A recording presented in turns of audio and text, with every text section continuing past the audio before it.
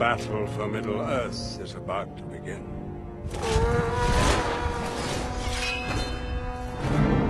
So it begins.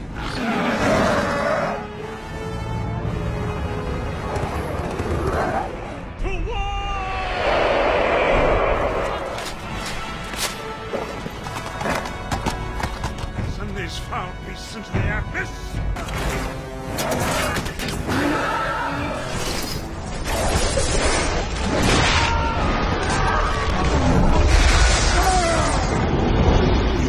It's my power.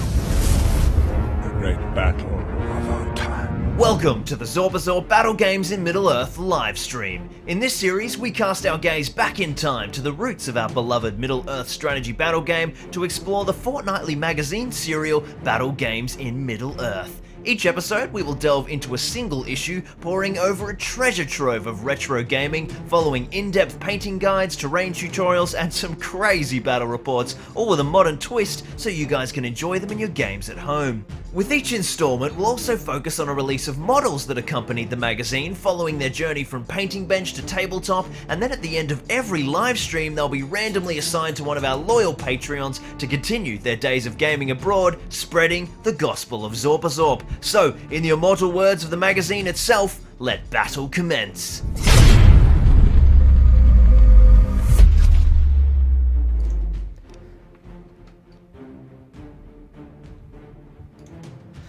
Welcome to Zorpazorp Gaming, my name's Lachlan Linton Keane, and welcome to the Battle Games in Middle-earth livestream. We have got a super special edition today. Welcome to all our regular viewers, and if you're new, welcome, thank you for joining us. This particular livestream series is a fortnightly serial where we dive through the retro magazine from the early 2000s, Lord of the Rings, the Battle Games in Middle-earth. This bad boy used to come out in newsagents every fortnight when we were kids. You'd get a wonderful little magazine here. Would come with some miniatures, and in each installment of this live stream we go through one issue of that magazine, paint up any of the minis and play a big old live streamed battle report, and then at the end of the live stream we will assign whatever we have painted as a giveaway to one of our lovely Patreons, and they will become one of the official sponsors of our Patreon, our Battle Games Middle-earth campaign, and it is wild. There is some shenanigans. The patrons get to barrack for and follow along their miniature throughout the campaign as some insanity unfolds on the live stream, and then at the end of the live stream campaign journey, all of the minis will get posted out to our Patreons no matter where you live in the world. So it's a great way to support the channel, and it is just wild fun at the same time. We are following with our trend of being completely anachronistic. We're Time Lords here because we are jumping forward to issue 91, the final issue of Battle Games in Middle-earth. I think this is our, I want to say 27th, I think our 27th live stream, or 25th. Mid-20s, somewhere in the mid-20s. So we're not up to magazine 91, but today we're doing 91 because something a bit special has been happening the last week. Out of nowhere, my February plans got completely upended, and a good mate of mine put in a very special request, and he needed me to paint him a whole bunch of Hobbits and Ruffians, and get some stuff ready for one of his beautiful terrain pieces, Mr. Neil from Real Terrain Hobby. So he's asked me to paint him up a few lads, which I've been working on furiously for the last week, and they're all getting posted off to him at some point, and I thought, well, I've got these wonderful hobbits, why not do a... I didn't really know what to do for this week because I hadn't decided where we were going in terms of installment number, so I decided, well, I've got to paint myself a Sharky. I might as well paint up one for the patrons as well at the same time. So, we are going to be doing Sharky's issue, and we are playing the insane Battle of Bywater. Now, we're going to be playing the scenario from the new Scouring of the Shire book, so this is going to be something different in that we're not going to be using retro rules. For the first time, we're going to play with all brand new full rules. So if you're watching this battle report, you will be watching the current edition, not all the quirky retro stuff, which will be a nice change. The new Scouring of the Shire book, of course, came out last year. That was odd. Let me know if you guys actually saw that, or if the buffer time on YouTube cleaned that up before it happened. We'll have to wait and see. So yeah, we're playing a battle report at real speed in with all the new rules. So it's going to be pretty crazy. Scouring the Shire, Battle of the Bywater. There's something like 50 models on the board behind me. Can you guys see? I don't know if you can. You sort of can. You guys can. You guys can see a little bit there behind me. We've got, yeah, a bunch of Ruffians, all the cool new heroes, a bunch of the new Shire heroes, of course, Merry Sam, Frodo, and Pippin. It's going to be absolutely awesome. Alright, let me... Someone just asked when I'm starting an OnlyFans. Great way to start the morning. Let's jump into this chat and say good morning to everybody. As always, there is so many of you. It's already 100 tuning in at this early hour of the Australian morning and getting later on around the world. We've got Mark saying, yes, this will be the Battle of Bywater, the new scenario, which will be very cool indeed. Moist Breadcrumb says he's smoking some pipe weed while he waits and painting some of these models now. We've got fight Hobbits or Ruffians. Yeah, that's going to be an interesting one. Who are we barracking for? A good question there, Tom. Get off my land, he says. Green Tree says hello. Hello to Matty Hogg. He's voting for the Gaffer. I don't actually think the Gaffer's in this scenario, but Farmer Tom and Cotton is, so you can get your old grumpy farmer fill there. Georgie Ramstead from upstate New York. Bjorn says kill the Hobbits. Well, we've got one Ruffian there in the chat. Get back to Sharky, you. Scotty Gaming says good morning. Peter, welcome Peter from Poland. Johnny Russell from Scotland. Julian Vogel for the Shire. Dirk Siepencoder is joining us. Good evening, Dirkie, over there in Germany. Niall from Ireland. Hello, hello. Jody is getting psyched. We've got Charlie Moreno, of course, in from Oregon. I can't even speak this morning, in the US. We've got Ronan watching from Belgium. Tyrannosaur. Excellent name there. From Berkshire. I'm guessing that's in the UK. Berkshire. It probably is. Berkshire. Peter says, unfortunately, I don't have any time to paint or gaming because of his wedding preparations. Congratulations. But certainly will be coming back. Yeah, I obviously, you know, I don't expect you to tune in on your wedding day, but you don't miss a live stream on your honeymoon. That's no excuse. Rope the missus in. Sit down, you know, crack open a bottle, watch the Zorpazorp live stream. Highly romantic. Marky Tribe from Wombas is tuning in. We've got Elliot says, what a great birthday present. Happy birthday to Elliot. Jody says, don't forget to like the stream, everyone, and help out Lockie for all his great work. Yeah, hit the like button, guys. It actually, like, really helps. We, last fortnight, we did the whole, like, remember to like thing, and, like, a bunch of you guys liked the video straight away. And there was, like, I looked at the timeline when that happened, there was this, like, huge view spike as YouTube promoted the video. So everyone hit the like button. It actually works. Gets a bunch more viewers in. Harry Bates says, hello, glorious Zorpazorp. Nice, Harry. He's watching from a medical center, so, you know, for that I'm leaking your personal information, Harry. Moist Brocom says, I'm loving these Shire battles. Yeah, it's going to be cool. We're playing on a sweet little 2x2 board today, which I'm getting psyched for, because there's a 200-point tournament happening here in Brisbane, and the whole tournament is on 2x2 boards. Mr. Tom Hampson convinced me of it, and it's just, I'm so excited. It's going to be so fun. And guess what I'm taking to the 200-pointer? Shire. It's going to be epic. 25 Shire boys. It's going to be very, very... Actually, have I got a girl? No, I don't think I'm taking Rosie in the end. Kiaran is watching from Perth in Australia. Sammy Cynthia tuning in as always. Jan is watching from Poland. We've got Ethan and Dan joining us. Pete the Wargamer. Hey, Petey. He says it's Big Gimme time. It is Big Gimme time. Christmas shirt. Oh, fuck. Yes, I'm wearing a Christmas shirt, which might be my pajamas. We've got a happy birthday, says Charlie. Happy birthday to Elliot. We've got Harry joining us. He says, the first stream in ages. Yeah, it has been a while for you, man. Dirk's excited for the Shire. James Palmer says, Merry Christmas, everyone. I can't believe I left this shirt on. Renga Catterberg is joining us. We've got a HVM workbench. Daniel Wago in the house. A master painter of Shirelings, that's for sure. Peter says, I really do need more Middle-earth content. Yes, you do, Pete. We'll do some Middle-earth collabs. It'll happen. We'll get around to it. Battle Games of Middle-earth Efficiency Edition, says Sam. Yeah, good early morning words there from Lockie. Lord of the Rings shirts are all in the wash. No, they're just in the cupboard, and I forgot to get changed. Who else is joining us there? We've got KS tuning in, Rathar, Tim Hazelkamp from Team Netherlands, as always, swelling the chat in these early hours of the morning. We've got the Quiet King, P. Smitty, Old School Chris, Fo Nizzle. We've got Guilam Arias from the Netherlands, Daystro the Dexterous from our Houstonian correspondent. Adrian Carrera says good night over here, I should say. I'm guessing you're somewhere central over there. Early hour, it's 8 a.m. I mean, it's not that early for us. It's 7 a.m. for the Queenslanders. But is there a well? There is not a well on the Shire board. The Ruffians stole all the water, so it makes sense. It makes sense.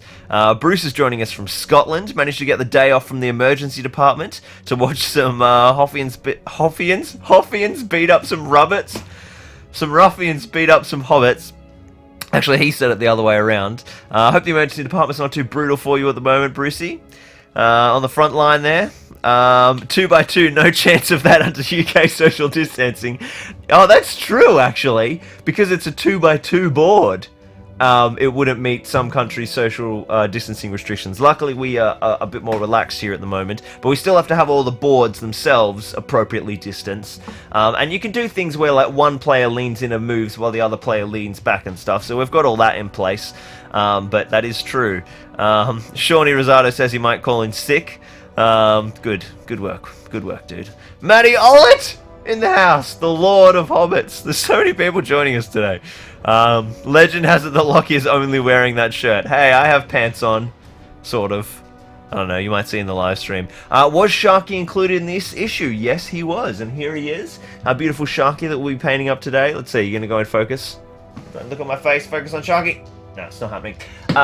So yeah, it's a really dope pose too, and it's a pose I really like because you can. It's great. It's very versatile. You can use it for like Radagast conversions or Blue Wizard conversions. It's such a great pose. So much character in that sculpt. I don't know who sculpted this. I just wish that we still had that information. We could dig it up, of course. If any of our wonderful stream chat detectives would like to find that out, can someone go and have a look? I don't know if it's going to be in the collector's guide, maybe, but then there should be some information somewhere about who sculpted the Scouring of the Shire set. I look at the Sharkey model and I think Perry Brothers, because it's very Perry Brothers, but I don't know if the Hobbits are Perry Brothers. Because their heads are a bit oversized, and I don't think they would make that mistake, but we shall see. So, get on it. Hey! We've got people tuning in that I haven't seen in ages. Welcome, Joe, from the UK. We've got Scotty Gaming, and Dreadnought, and Momus the Green, and Amandil Aramenth watching from France, as usual. Alright, I think that is hello. Enough hellos to everybody. I probably missed a bunch of you in the middle there. But thank you to everyone tuning in so far. It's time to get cracking. We're going to be painting up our beautiful Sharky. And we're doing something a little different today. I've actually got my painting set up right here on the desk because I've got the battle report pre-rigged and beautifully set up. So I will throw you to the holding screen for 1 sec so that you don't see the mess of the room behind me. The holding screen, he says, and doesn't even have in the folder. Where is it? Holding screen. Bah, there it is. Okay. Alright, I'll be back in literally uno momento, por favor.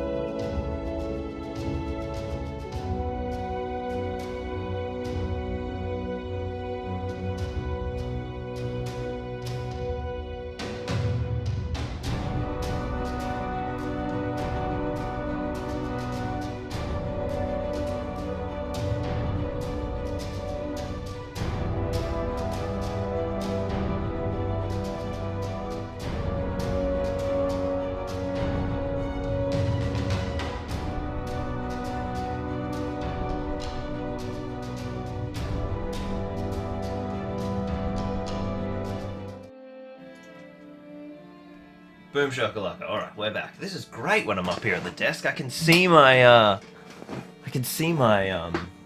chat much easier if I spin the computer. Man, we should do this. We should paint like this all the time. Then I can always have the battle report set up.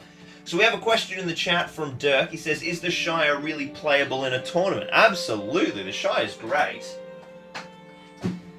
It's got some strengths and some weaknesses. That, like, when you get to bigger games, it's sort of tougher just because of the amount of models that you're having to move. But there's, you know, the Shire's got some seriously powerful builds. And we're actually going to see one of those powerful elements today, and I'll have a look at my. I'll have a talk to you guys about my 200-point list if anyone's interested in that.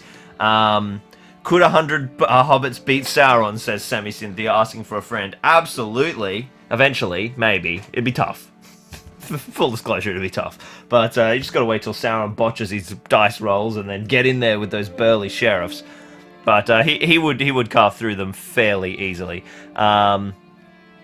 Francesco says, wow, that issue didn't come out here in Italy. We stopped at number 80. Yeah, a bunch of the issues around the world sort of stopped at certain points. We've got, yeah, it goes to 91 and then there's 3 special editions. So there's 94 in total. So let's have a look at what issue 91 has got for us. Journey's End. Here we go. I might just alt-tab to the other screen so I can see. Let's get this a little bit more in frame for you guys. From the humble beginnings, Frodo, Sam, Merry, and Pippin have travelled the length and breadth of Middle-earth, fighting terrible foes, making fast friends, and ultimately changing its history forever. Now at last they have come home. But, you know, it's not all good. It's not all as they had planned. Final adversary, Sharkey was the last foe Frodo faced in his quest from Middle-earth to save Middle-earth from evil, and it's just not gone to plan. So we've got some detail here on Sharky's rogues. Let's see if anything has changed. So it looks like most of it is the same. We've got Sharky and Worm are 60 points. Okay, they're very different. They're very different. So Sharky has a spell called Effortlessly Immobilize, because in this old edition, the magical powers were always cast on the same value. They didn't change for each wizard, so they made different variants of the spells to make their casting different. We've got, oh yeah, broken loyalties. So Sharky will still go after Worm and try and kill him, or Worm, sorry, and then Worm, in the new edition, Worm's got a very cool rule that if he's fighting someone on his own and he can't be seen, he's like out of line of sight from anyone else, he suddenly gets amazing in combat because he's really good at like sneaking on people one-on-one. And then look at this epic board. Do they have any wide shots of it? They've done this a really great build. Ah, we can't really see much. Where is the incredible build? Well, you'll see it a little bit here. The terrain guide in this issue is building this incredible Hobbiton mill. And it's like the new mill that Ted Sandyman builds in place of the old one, and there's just some really lovely details. And like by this time, the magazines were getting pretty awesome in their crafting guides. Like there's all sorts of look at how complicated that little, where the hell is the camera? There we go. Look at the detail in that little build there, and there's really cool stuff. And there we can see a nice wide shot of the mill there. So they do some pretty sweet elements later on. Look at this, painting bricks, like weathering timber, adding water effects. It's really, really cool. At some point I want to build this mill on the channel. I think it would be a really, really fun build, and like follow this guide exactly. It's definitely worth checking out. I think someone I know has built it. It might be Andy from the Beard Clipper YouTube channel, and he might have even done it on stream, but he's doing them in order, his terrain guides. And then we've got a painting guide for Sharky, and as you can see, he's got some beautiful brown and creams, and that's what we're going to be going for today. So let's dive into painting our Sharky before we dive off to our battle report.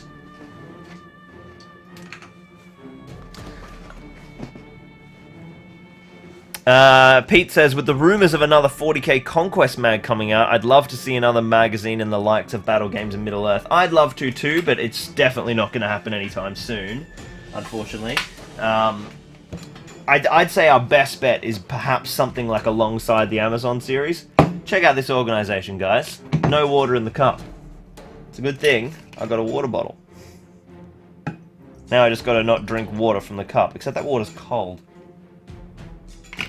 Wonder if that will affect the paints at all. So Sharky's pretty simple. We've got that bone kind of underneath. We've got the bone underneath area, and then we've got all of the brown cloth. So I think what we're going to do is base coat the browns and get them working first. So that's going to take probably 2 coats of charred brown from Vallejo before we start layering. So let's start chipping away on that. There's dark flesh tone, which we'll use for our highlights. And there's charred brown. We'll mix in a few nice highlights. But first we've just got to get like 1 even base coat down just for coverage before we bother even thinking about weathering. That's the downside of priming with the light race bone, is that, you know, obviously the darker colours take another coat just to get the smooth, even coat. You know, it's the old 2 thin coats. Duncan would be proud. And I'm already out of paint on the palette. Miller says, are you looking forward to what might happen with the new Amazon series? Oh, that's dark flesh tone. Well, I need it in the palette for later anyway.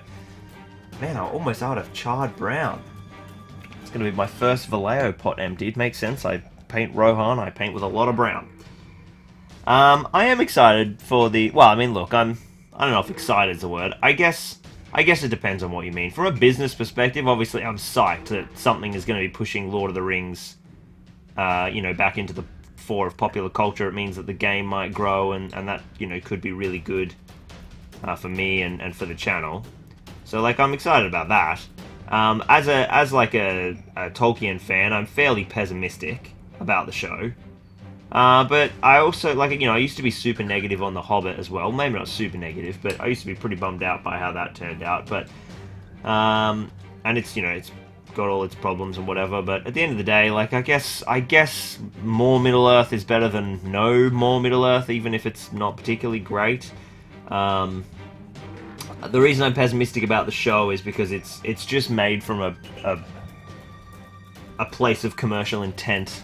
You know, it's the Christopher Tolkien was like defending the realm and kind of not allowing anything to be made for so long, and then when he stepped down from the directorship at like 93, as soon as the grandchildren had control of the Tolkien estate, they were like, sweet, let's go make a whole bunch of money like the creators of Game of Thrones.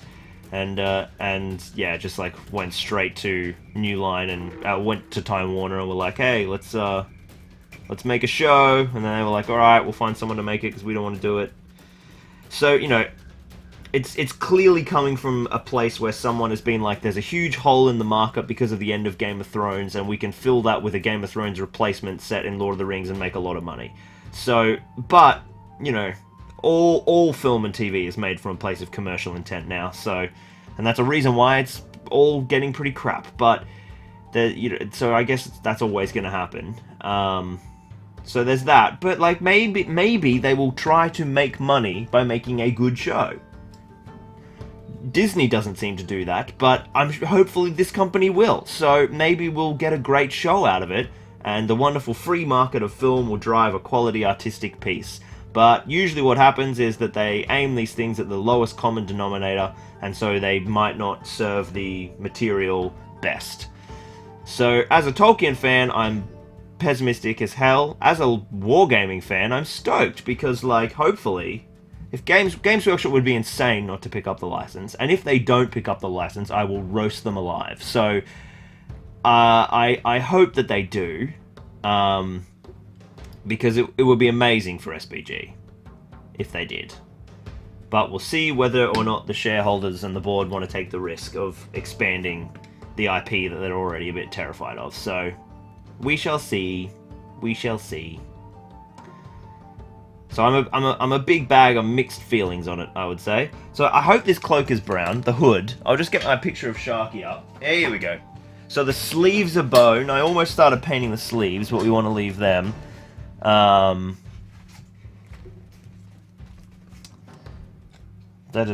just got my picture of Sharky here. Yeah, so we want to get this bone down. But we shall see. Dane says, what do you think of the new Easterling silhouettes? Yeah, they're super cool, aren't they? Definitely keen to see them. You know, My guess would be is that it's a box of a different troop type, because it's like, you know, released in that pack of 3. You know, it just screams like the Dunlending Huskarls. And as they've kind of expanded armies like they did with Dunland, they like adding these little 3 Forge World blister packs. I guess it could be 3 new heroes like the 3 Ruffian leaders, but I think it's more likely that it's a troop pack, so I guess we'll just have to wait and see. But yeah, the silhouettes look really cool.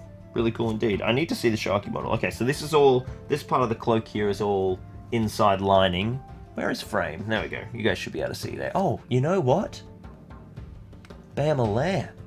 Now you guys can really see. So I got to keep my hand there.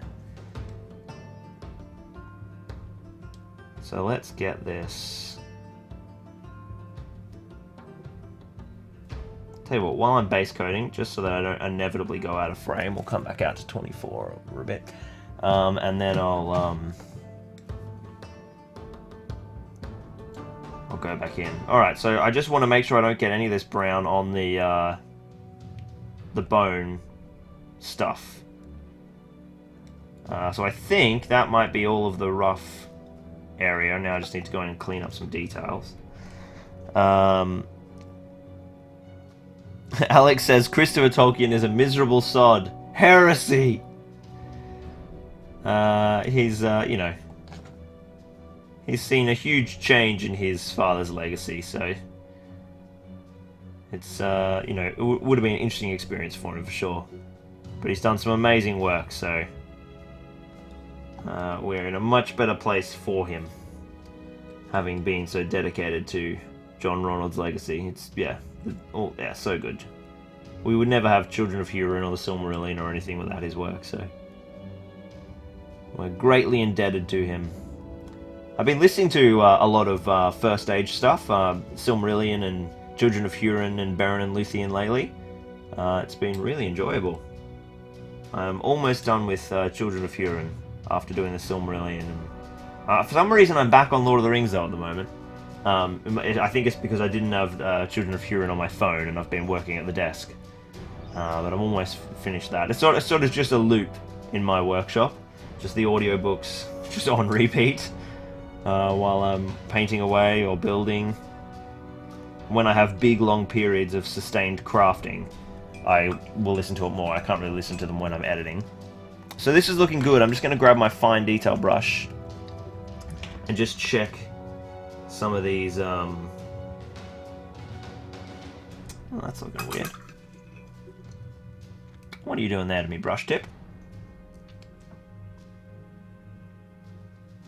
It's a bit better. I'll have to see. I'm just going to clean up some of these edges in and around the cloak. That's way too moist for a start. Where is... what is... His staff is... Oh, that's interesting. They've done like a really beechwood coloured staff to make it different from the brown cloak. And you know what? I'm into it. So we'll give that a go, I think. But first, let's get... let's just tuck in here. Oh, so that's actually a piece of brown cloth as well. Oh, god damn it, my brush is full of water. Where's my blotting paper?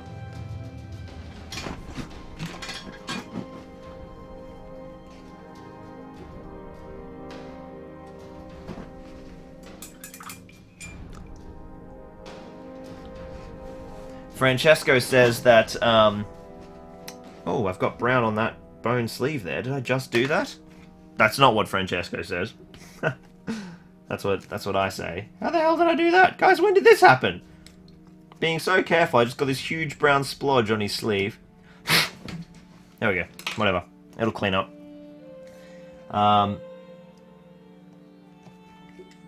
So this is all brown in here as well.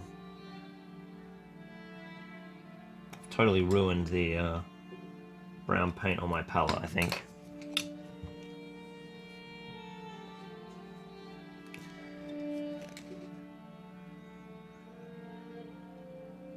I think that's the last little bit of brown. That's our beard, which we'll do at the very end. So we can see we've actually got a pretty reasonable base coat down. This is sort of like 1.5 coats. So I'm just going to apply a really thin second coat kind of roughly all over it. And then while that's still wet, we'll just wet blend in our highlights. I need to keep my hand up here so you guys can see. Oh, I've missed a huge portion of the back of the thing. I knew there was a region I was yet to do. Wet blending. So we just want to get this all pretty damp. Get a good layer of wet paint on it. Just really slapping onto the broader areas.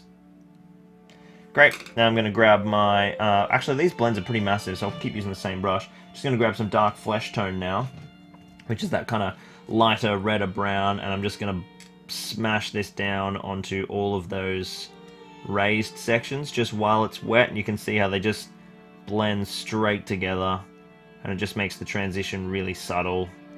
And more importantly, it makes it really quick.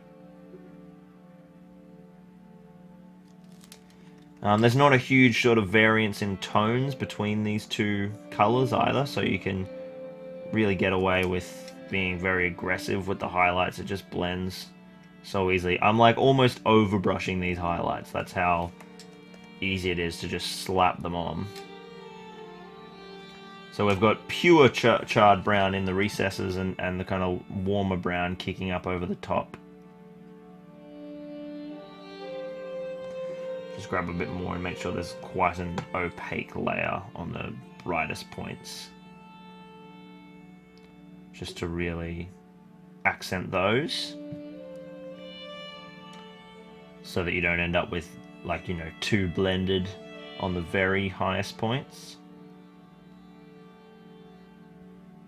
And remember, the paint always looks kind of brighter when it's wet, so even though, like, you know, once this dries, the blend will be even more subtle.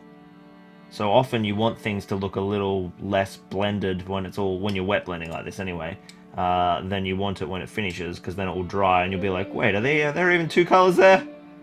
Can't even see the blends. A bit more paint on the brush to make this front section a bit more opaque.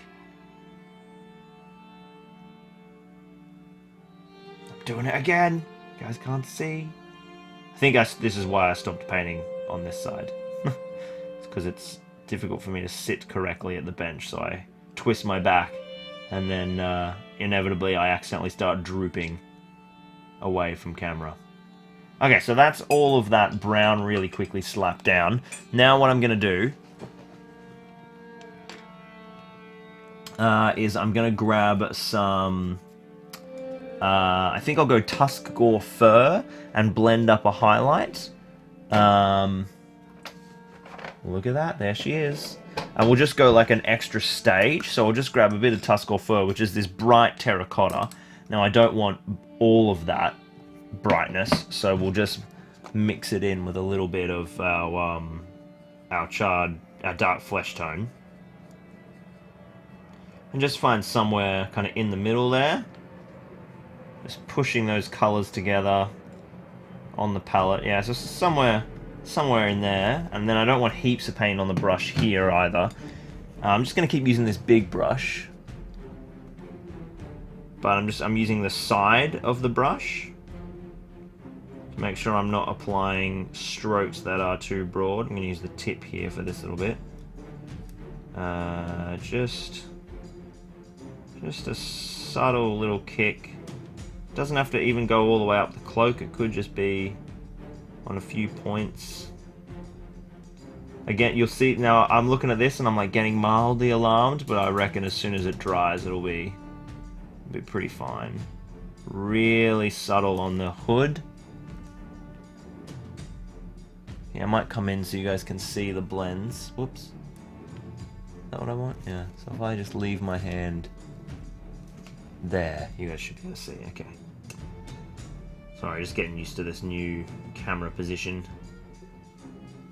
Yeah, so as we can see already, these ones on the front have dried and it looks great. So I'm going to be even a little bit more aggressive than I was being with it. It's really nice for just adding some definition to the really beautiful cloak folds. Like, this is a great sculpt. The cloak is really nice. So we want to be able to show off all the cool folds and stuff. And also, this is a pretty simple model, so like you can do some cool stuff with the few layers you have to make it stand out a bit.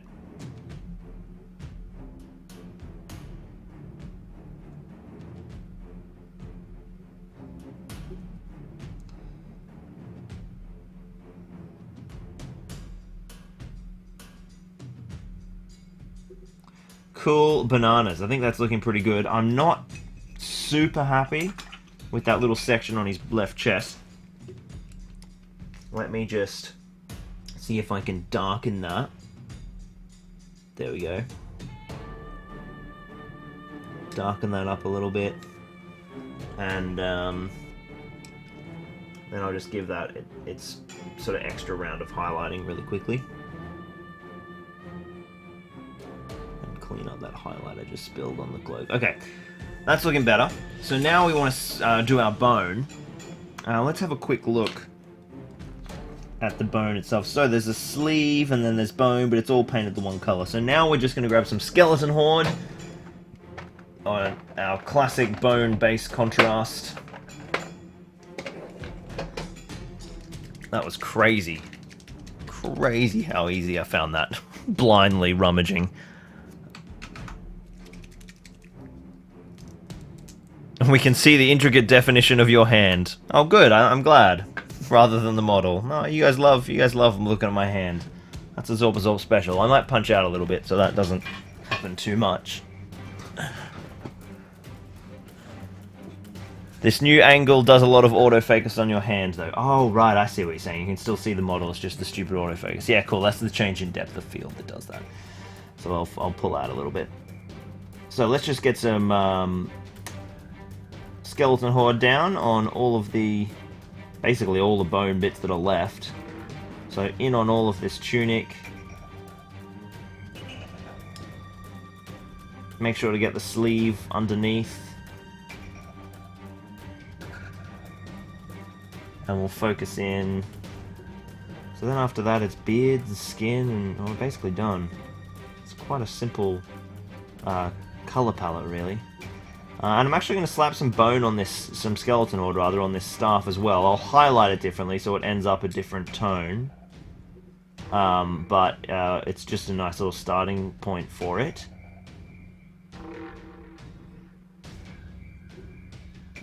Alright, that should give us a nice base. Or remember to get like underneath.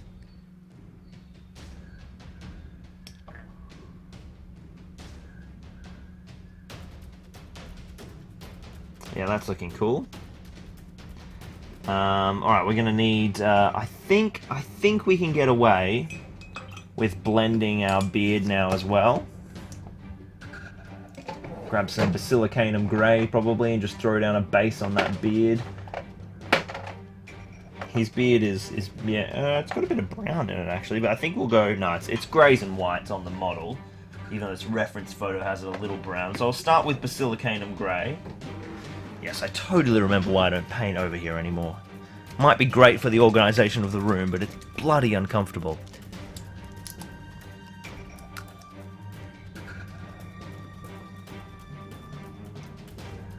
Alright, bit of Basilicanum Grey. And we'll throw that down into the beard. I just need to be careful as I apply this because I don't want it to run together with the wet skeleton horde. So I'm trying not to apply it too thickly. But I do want to get enough to get, like, you know, establish those recesses. And it goes up and underneath. There's quite a bit of beard detail actually.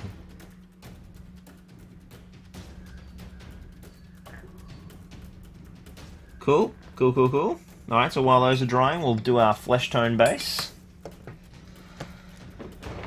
Then we just need to highlight our bone, our wood, our beard, and our face. And we're done. And we need Kislev flesh to start with, just to whack down that fleshy base tone. It's nice, because as always, when we're painting over Wraithbone, we don't need to put down any kind of Cadian flesh tone or anything underneath this. It goes really nicely down straight over the Wraithbone.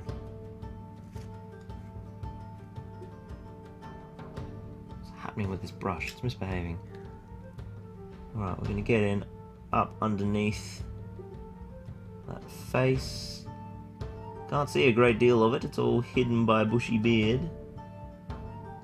I just love to not accidentally get my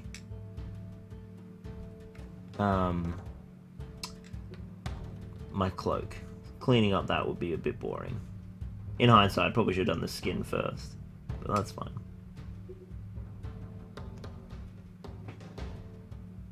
Let's see, is that looking okay? Yeah, I think that's fine.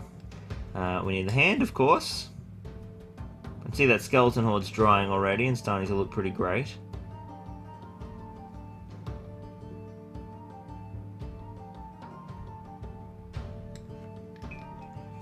This brush has been serving me well all week and it's just starting to misbehave. Is it the tip? No, I think it's okay. Just think the what's that higher bit, the top bit where all the glue is? It's got like a fancy name on the brush. I can't remember. But it has a might just starting to be getting a bit affected by paint, so I might need to clean it with some ISO. I'll hit another layer on the face just to get that color a bit more solid. Alright, so we're basically at a waiting stage now because we've got all of these layers ready to dry. And then we'll probably start on the staff next, I think. I'll just come back over to the chat for a bit. Leave that there so you guys can have a look at our handiwork so far. Fix the lid on my Kislev flesh, which is misbehaving. Surprise, surprise.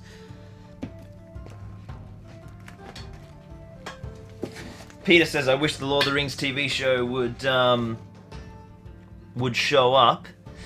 Yeah, it's obviously going to be delayed in terms of production time, so that can but hopefully it's picking up. I know it's filming again now, at least.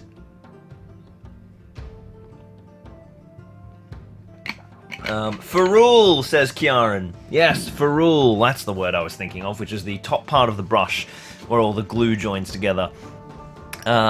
Jody says, I just found my identical hand twin. Sorry. Peter says, oh, you'd like a TV show or like a long format based on the actual Lord of the Rings content. It would certainly be interesting. Kieran says, are you taking Worm in your Shire list? So you can't take Worm in the Shire. You can only take him in the Ruffian list. And I'm running Hobbits, not the Ruffians.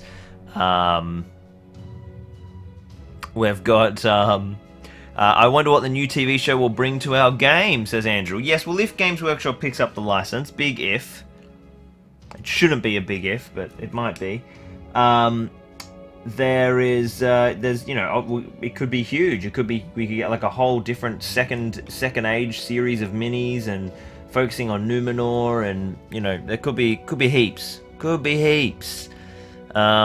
have to wait and see. Middle Earth Gaming has joined us and says looking good. Matty Hogg says the One Ring RPG Kickstarter. Do you know about it?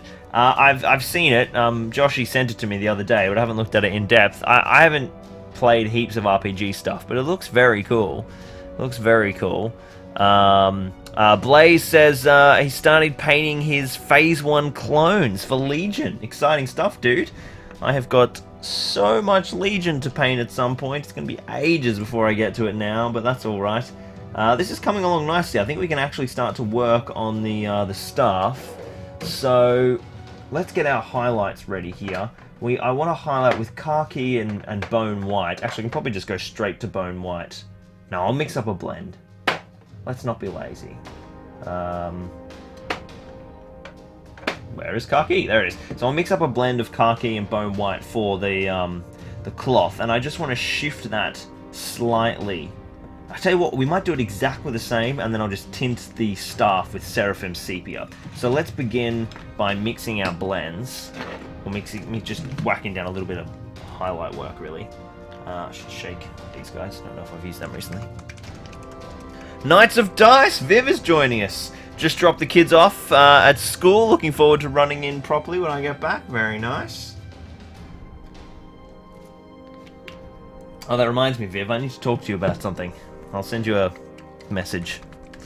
I meant to do that last week and I forgot. But now my schedule is shifting and changing. We might bring some stuff forward. Alright, so I've got khaki and bone white. I'm just going to mix like another sort of mid-color as well. So I think I'll start probably with the mid-color. I don't think I'll go neat khaki. And I'm just going to whack that down, mostly to clean up any kind of spilt brown on this side. You can see here I got a little bit overzealous with my brown overbrushing and forgot that I had to keep the staff a bony colour. But yeah, we're definitely ready to go straight into bone white for the rest of the highlights. So let's just grab some bone white. And I'm just going to pick out the little raised regions on the staff. And then I think, even though some of the recesses are a bit wet, most of the raised sections of this cloak are dry. So I'm just going to start blending in some really thin layers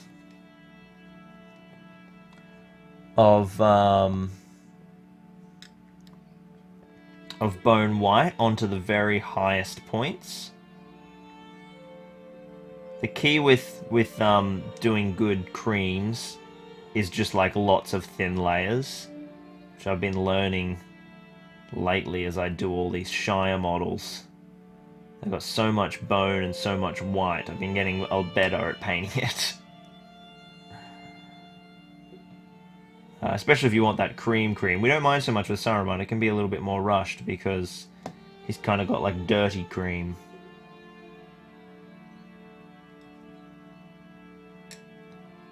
Might give him like a black belt as well, just to add like an extra colour to the palette. Plus, you know, black is for evil people.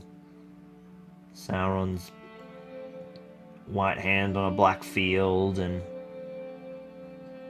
all of the black banners and stuff. Black Númenóreans.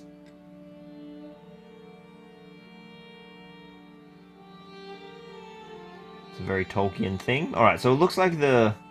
Yeah, I think that's looking good. We might get a little bit more in here. Just trying to make like a nice contrast point by having the really bright thing. Yeah, that's looking great. That's looking really good. It's amazing what a simple little highlight can do to that skeleton horde. We're going to re-base coat his face, because I'm not happy with that application of dark flesh tone. Top Table Steve is being extremely mature in the comments. It's just a big child, really. We have to forgive him. We've got Kislev. Kislev going back down. Let's just clear this a little bit. We're just going to fix this face, because it just wasn't applying nicely. I'm just going to give up, abandon all hope of trying to protect the brown. Just make sure I actually get a decent application on that. And I'll layer up this hand again. Thomas Macklin has joined us. Hey, Tommy. How you going, my dude? He's coming along. He's coming along. Something about the deep part of this cheek does not want to take paint. Alright. I might hit that... You know, I might wash it with Agrax, actually, that staff. Just because Seraphim Sepia that tint is still a little bit too close to the bony landscapes and all of that. Peter Stewart says good morning. Liam Skinner is responding to someone's question. I think it was Jody. Oh, nearly knocked my Agrax over and I just caught it. I don't think you guys saw either because I was on the 35mm, but Agrax nearly went everywhere. So Agrax is going on the staff. Jody was asking about what would be good for converting a shaman. No, a Wood Elf Sentinel it was. I do love me some Wood Elf Sentinels, man. Oof, they are spicy little units. Yeah, I don't know. I'll probably not. Maybe like the metal elf bowmen, because they're sort of that same aesthetic. The plastic wood elves don't really have enough presence to be a wood elf sentinel. The Galadrim hornblower would be good. I saw someone suggesting that. I think it was Liam. That would be good. That would be good.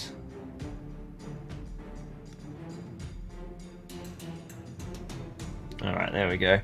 Sam says Saruman clearly acquired some coffee in the Shire and spilt it down his white robe. Yeah, he's not allowed to have a white robe anymore, because you know, he's all naughty. And he broke the white, didn't he? He's trying to become Saruman the Merry-Coloured. Saruman the Many-Coloured, but he accidentally just became Saruman the Cream. Where is my brand... Look at this piece of magic right here. A brand new pot of white scar. I thought white scar was a garbage paint. Turns out my paint was just like 8 years old. I bought a new one and I'm like, man, I love this. This is a great white. Saruman the Coffee Stained. Sentinels are assholes, says Matthew. Yeah, they're tricky little units. They like to do some sneaky stuff. All very control-based, which is good fun. Alright, let's get Surrey back in. Let's start crisping up this beard with a little bit of white. Not too much paint there. Just want to get these raised sections of beard to have that wider hue. And if the white becomes too dominating, we just wash it again. Like, it's not a big deal.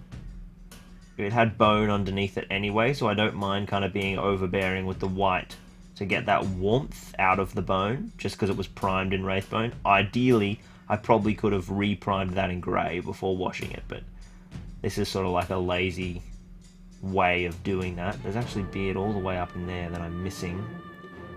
So that's probably a little overzealous with the application of the white, but we've kept a bit of the recessed detail, and then we can emphasize it even more with a second wash.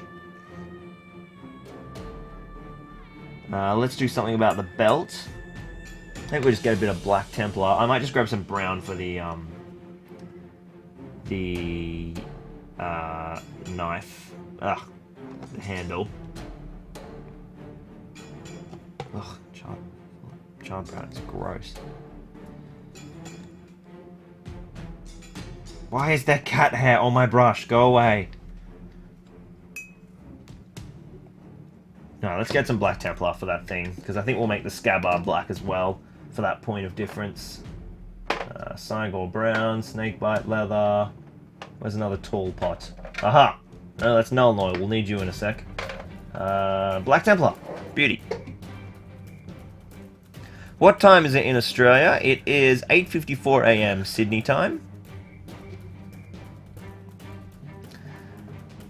Middle-earth Gaming says, never get to catch you live, Lockie, always working, but it's great to be here today. Great to have you, dude. Cat hair everywhere. I think I need new Black Templar. This is getting pretty empty. Alright, let's get a little bit of black on this, knife scabbard. It's going to go dark grey, of course, because it's Black Templar, but that is absolutely fine. And I think we'll bring a little bit of lead belcher in to accent these metal details. I'm just trying to find ways to inject a little bit of something else into the color palette to make it have some pop, because it's very monochromatic at the moment. Hence kind of making it a bit more white. And yeah, that autofocus looks like it's playing up again. So.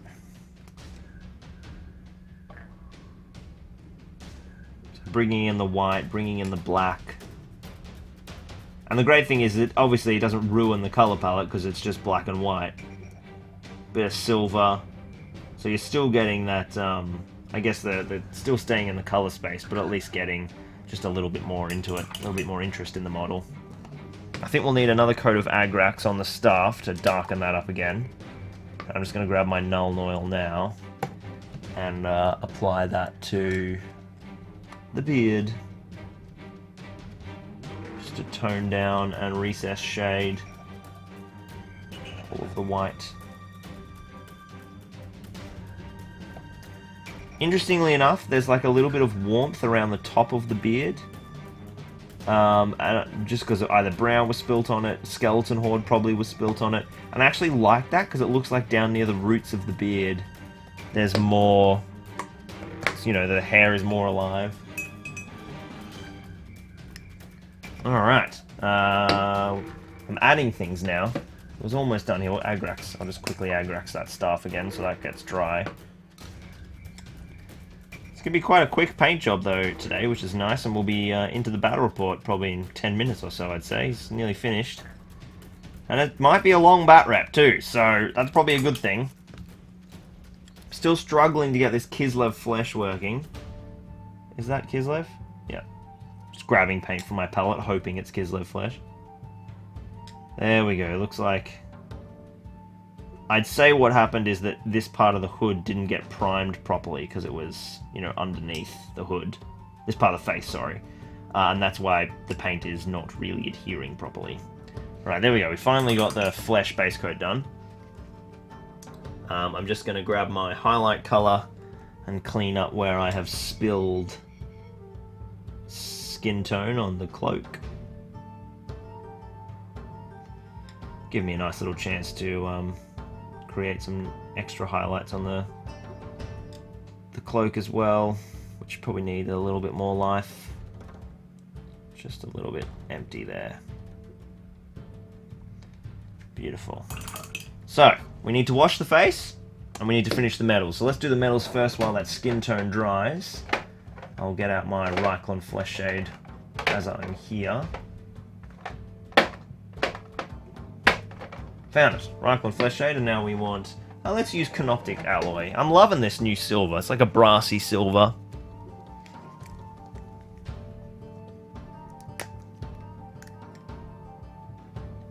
Sam makes an interesting point. He said that you never get Worm in the minis, and you can't really find him separately.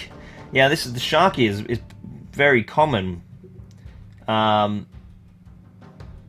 because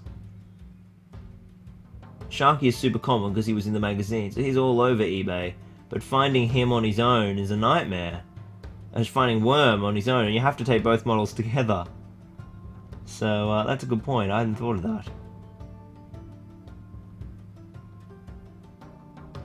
There we go. Just a little bit of silver on the dagger there. Looks like the skin is probably not dry enough, so that just needs some Ryclon Flesh Shade. Oh, there's some spills down there that I should clean up. I'll use my mid-color brown because it's not quite a bright edge, so I don't want to accent it too much. Oh, look at that. And then I spill brown on the cream. It's just like fixing one problem, make a new one.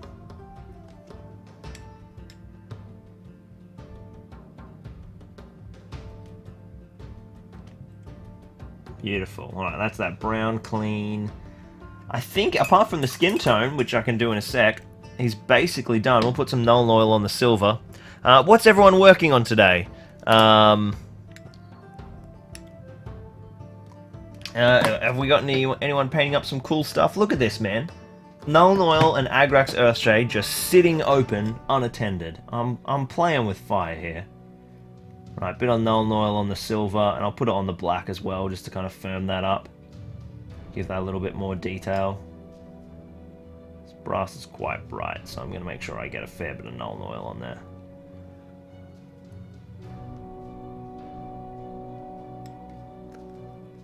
That is looking pretty cool. Right, Ryclon Flesh Shade time. I have to apply this gently, but that's fine.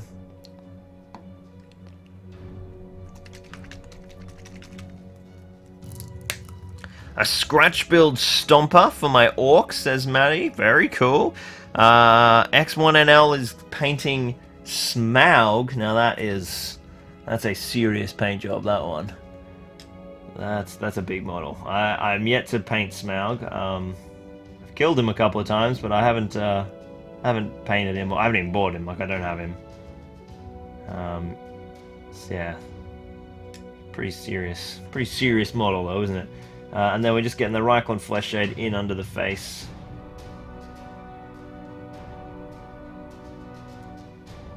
just to give it that definition. And I'll give the face like a further highlight and do the eyes and stuff, but I won't bore you guys with that because we'll have to wait for the shade to dry, so it will take a little while.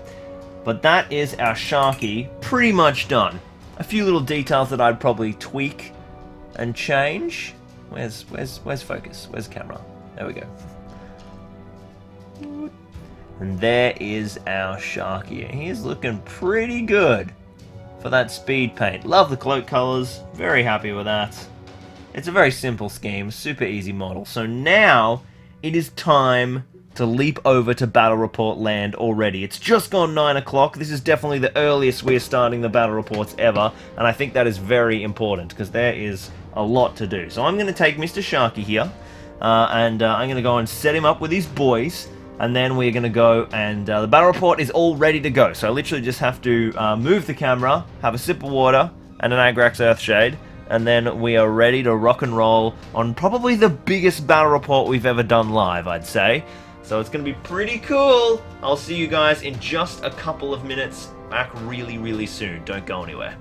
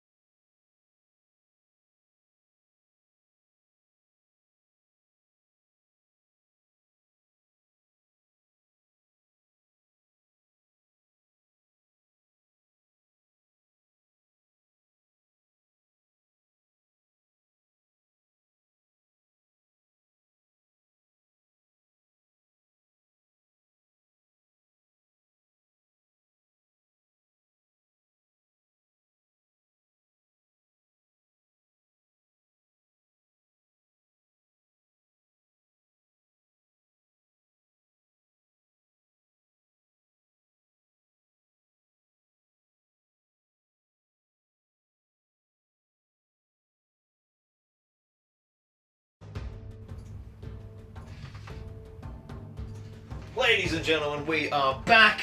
Look at this little setup we have got. Oh, I've got my phone on. We're going to hear a massive echo. There we go. I've got the live stream here so I can keep chatting with you guys.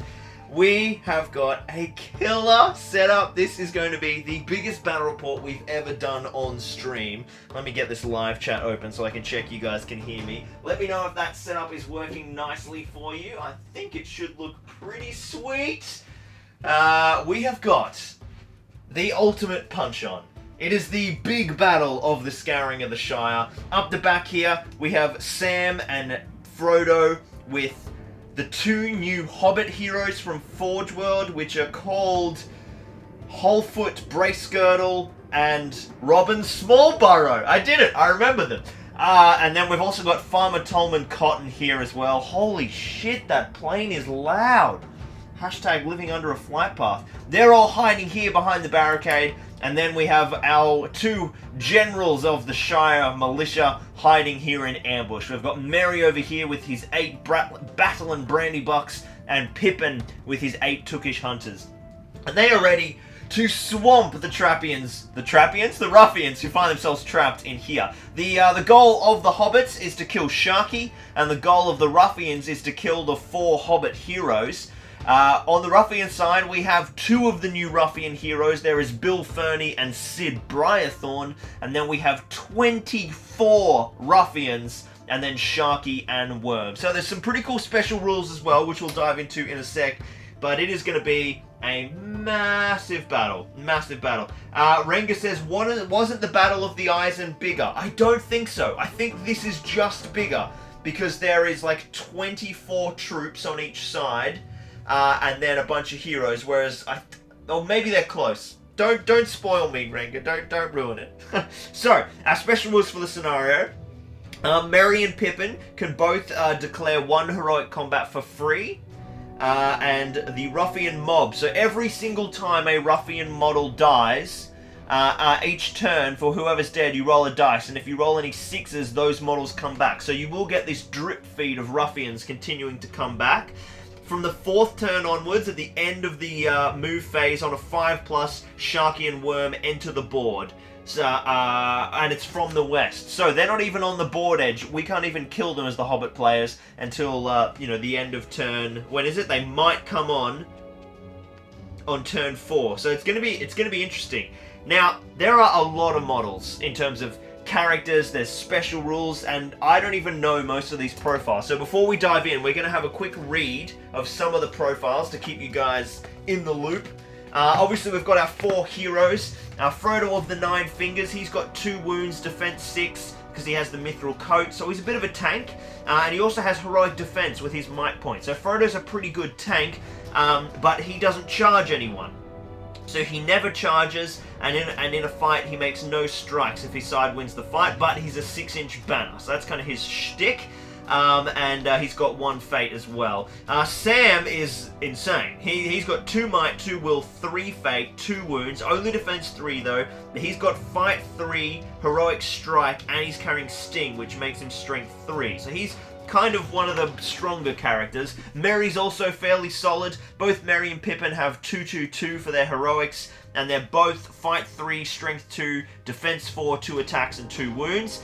So they're pretty solid. They've both got march and strike. Pippin has accuracy though, but I doubt that'll come into it here. Pippin re-rolls strikes when making wound rolls. He re-rolls failed wounds against monsters or heroes. That's insane! Why is he so much better than Merry? Oh no, Merry's got Horn of the Riddermark. So Merry's got, it's like an extra war horn basically.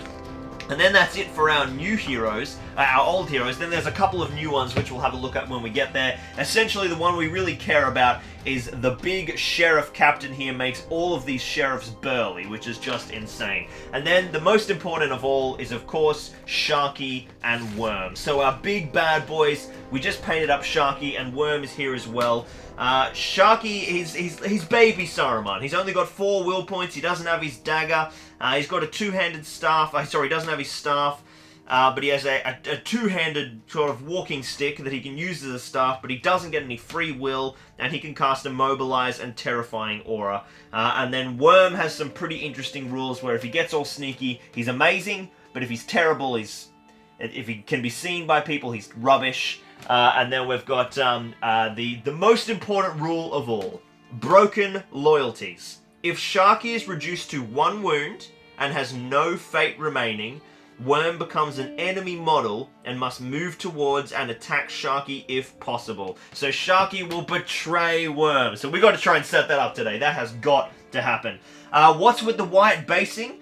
Says Guy. All of these models are literally being painted at the moment this week, so none of them are based. So that's the Wraithbone Primer, and you will see why these models are in that condition on the channel here in a couple of weeks. They're being painted up for a very special video that I won't reveal any more of, but it is going to be...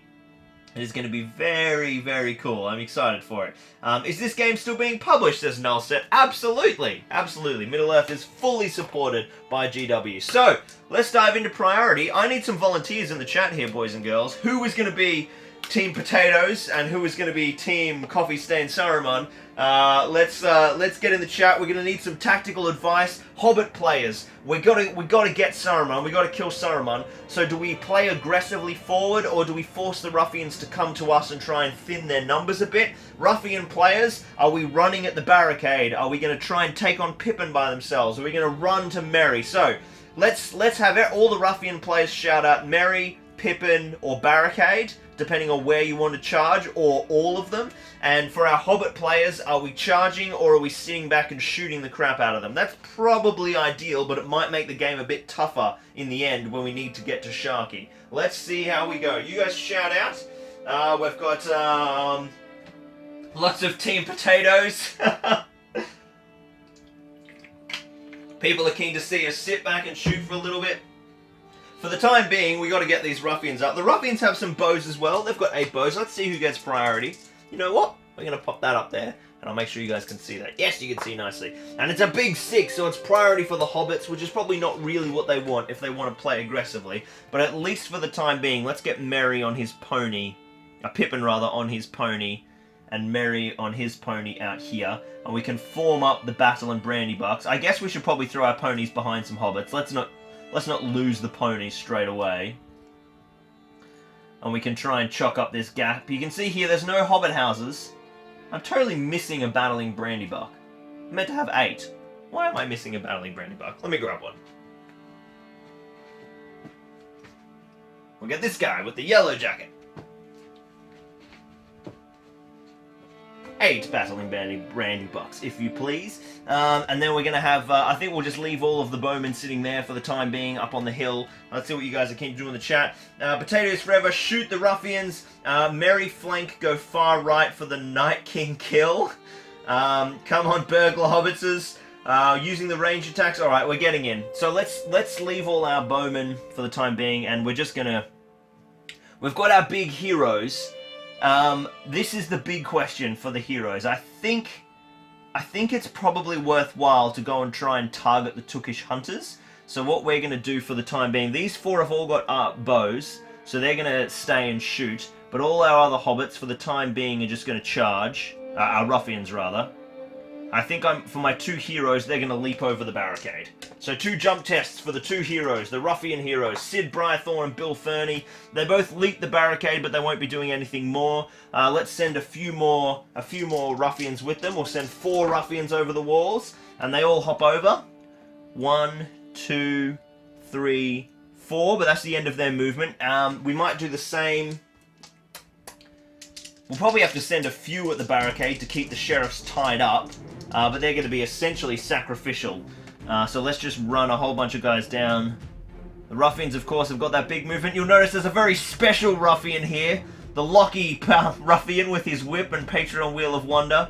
So if things start to turn bad for the Ruffians, we might have to change that model to help. He might upgrade himself to his profile. And we're going to make a few more jumps here with the Ruffians at the back. Let's send another 4 over. And they all get over. So that is 1, 2... 3 and 4 Ruffians hopping over. These bowmen are going to have to half move. Those two bowmen will jump over... Yes. No, they're actually going to sit because they've got a shot on Merry. And then these ruffians will all just run on in. So we are in turn 1. And that is our move phase over. Let's try and jump in and get a few... Kieran says hedge stays still. Hedges aren't moving. Not yet. So it's shooting. Obviously the hobbits get to shoot first. They have got 8 shots up here from their bows. 1, 2, 3, 4, 5, 6, 7, 8. Why didn't I get all of the Rohan dice out? I was like, I'll never need more than 6 dice, but of course, shooting. It's fine. So 8 bows. I think we're going to go straight into the Ruffian heroes. They're the obvious target, and they're clearly beelining for Pippin. So let's see if we can soften them up. 8 shots hitting on 3s. That is a lot of 1s and 2s. That is 5 1s and 2s. Absolutely shocking. We've got 3 hits. The Ruffian heroes, I have no idea. Let's check out their profile. So this is Rowan Thistlewood and Bill Fernie. I've got their profiles just here. This is going to be lots of cool new models to check out, which will be pretty fun. So Sid Briarthorn, he's defense 4, and Bill Fernie's defense 3. So we're going to be wounding on 5s either way. I think we will go for Briarthorn. He's got 2 wounds and a fate, so we're going to need 5s to wound. Let's see what we can do.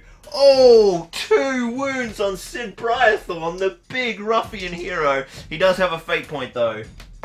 And he rolls a 2. So he is going to have to spend both his might points to pass that fate. So Sid Briarthorn, the Ruffian Chief, is down to 1 wound, no fate, and no might already. That is absolutely massive. We've got some stones to throw as well. Now all our stones are going to be out of range because the other hobbits moved. So now it is time to return fire. Let's drop 4 shots from these Ruffian bowmen into Pippin. They haven't moved, so they're hitting on 4s. They hit with... Well, actually, they might be hitting on 5s. How bad are ruffians? I don't even know what a ruffian profile is. Yeah, they hit on 5s. They're terrible shots. Luckily, it was a 6. They are shocking. My goodness. Oh, they hit... Oh, no, that hits Merry. Sorry, Pippin. That was the up or down on horse or rider. And... Oh, I think they just got a wound. They just got a wound on Pippin. So Pippin will just take that wound. So there's 1 wound on Pippin and 1 wound, 2 might, and a fate spent on Sid Briarthorn. The bowmen doing the work so far. Let's do our 4 bowmen taking shots at Merry. They'll all have in the ways. So this is 2 bowmen up the back here. 2 of them, they get 2 6s, which is luckily because 2 of them moved. They need in the ways through the Battling Brandybucks. No, they hit the hobbits in the front, and they'll need 5s to kill some hobbits. And the first hobbit dies. A sad day. Our first casualty, and it is for the forces of the Shire. Alright, let's dive in. This is a big priority roll. Let's see who gets it. Oh, it's a 5 and a 3. So it goes to the Shire. Now, the ruffians are sorely out of might now, having to spend 2 might last turn. This is gonna be Trixie, I think. Who's got might? Briarthorn has none, and Bill Fernie has a single point. So I think... Let's go... I think we got to call the heroic move, because we've got a good chance of encircling Pippin pretty hard here, and he's one of our objectives. So we'll call the heroic move. Pippin will counter call, so let's do the priority roll-off. And it goes to the forces of good. So Pippin gets to move first, and anyone within 6 has to be part of his with me. So that is 2 sheriffs and a bunch of Tookish hunters. So I think we're actually going to be aggressive with Pippin. I'm going to send this Tookish hunter in here. He's going to charge. Pippin is going to make a charge. None of the other hobbits are in range, but we've tied up Sid Briarthorn. So that Tookish hunter is there. These guys are all just going to like make a screen to protect Pippin. Now these guys are fight 3. Ruffians are fight 2, I believe. But when they're fighting with a hobbit model, they gain +1 to their fight value. So they will be on tied fight value. And then what we'll do is we'll save these 4 guys for shooting, I think. And then this hobbit, this sheriff is going to have to make a jump test. He passes, and the other sheriff will have to make a jump as well. So those guys have to jump over the barricade to stay within 6 inches of Pippin. because of his with me heroic move. And these guys will have to move now or forego their movement. Oh, actually, good one priority. So by Pippin moving and engaging with him, I've actually just negated his heroic move, and the sheriffs don't have to do anything. But I think I might send a few sheriffs anyway. We're probably going to need a bit of reinforcements. So these hobbits are we're just gonna jump in and block up that whole space. It's going to be tricky here. So now we've still got a bit of time. I think. Question for you guys: Are we manning the barricade? Are we charging anyone out? What are we doing with Frodo and Sam? I guess at some point they're going to need to get into it. Frodo needs to be amongst the fighting with the banners. So I think Frodo and Sam are going to take. I might send Frodo that way and Sam that way. And I think Merry and Sam are going to be sort of our hit squad. So Sam's going to make a jump test with the pony. I can't remember if that changes anything. I don't think it does. And Frodo's going to make a jump test as well. So, that is... We'll keep these hobbits here at the barricade. But, and we've got our sheriff captain here, and we've got Holman. So we've got our sheriffs. It's kind of a bit perplexing what to do. I think Farmer Tolman Cotton is going to make a jump test. We're just going to start getting all our hobbits up into these flanks. I think most of the fighting is going to happen on these sides. We need to keep our sheriffs together. Let's jump these two sheriffs over as well. Oh, one sheriff falls, and one jumps and keeps moving. And we'll get our two sheriff captains as well. Let's abandon the barricade, I think. Oh, double ones for the sheriff captains. So they're not going anywhere. The sheriff captains, I should say. So they're falling over. So that's all of those hobbit moves. And then I think we're just going to start getting up with these brandy bucks. So we're going to move. Let's hobbit moving 4 inches is really tough. So we can make a charge there, and then these hobbits can like move up and block up this space. 4 inches is not much movement. Merry is going to make a charge. Oh, that's right. Those hobbits are meant to be charging this guy. That's the whole point. I'm going to try and set up a heroic combat here for Merry. Which in that case, we might even drop that guy back and just leave space for Merry. And these guys are just going to come here and block up this so that the ruffians can't jump up and jump around. I think the ruffians are going to go, you know what? Let's get on board with this. Let's start making charges. We'll charge... Oh, that's true. That's a good point. So Merry's cavalry here, so they'll be fighting over a barrier, which means... I mean, he's not cavalry because he's a pony. Doesn't get charge bonuses, I should say. This ruffian's going to run in with a whip. 5s to hit. He misses. Oh, it's the Locky ruffian running in with a whip. He misses. And these... Whoops. These ruffians are just going to move 6 down to here. We'll charge... Oh, here we go. We can get a few charges on Pippin here. That's going to make things a bit trickier for Pippin than he was expecting. And a couple of ruffians running down here. We've got some ruffians here who are we're just going to gang up on this hobbit here. Now we'll create some 2-on-2s.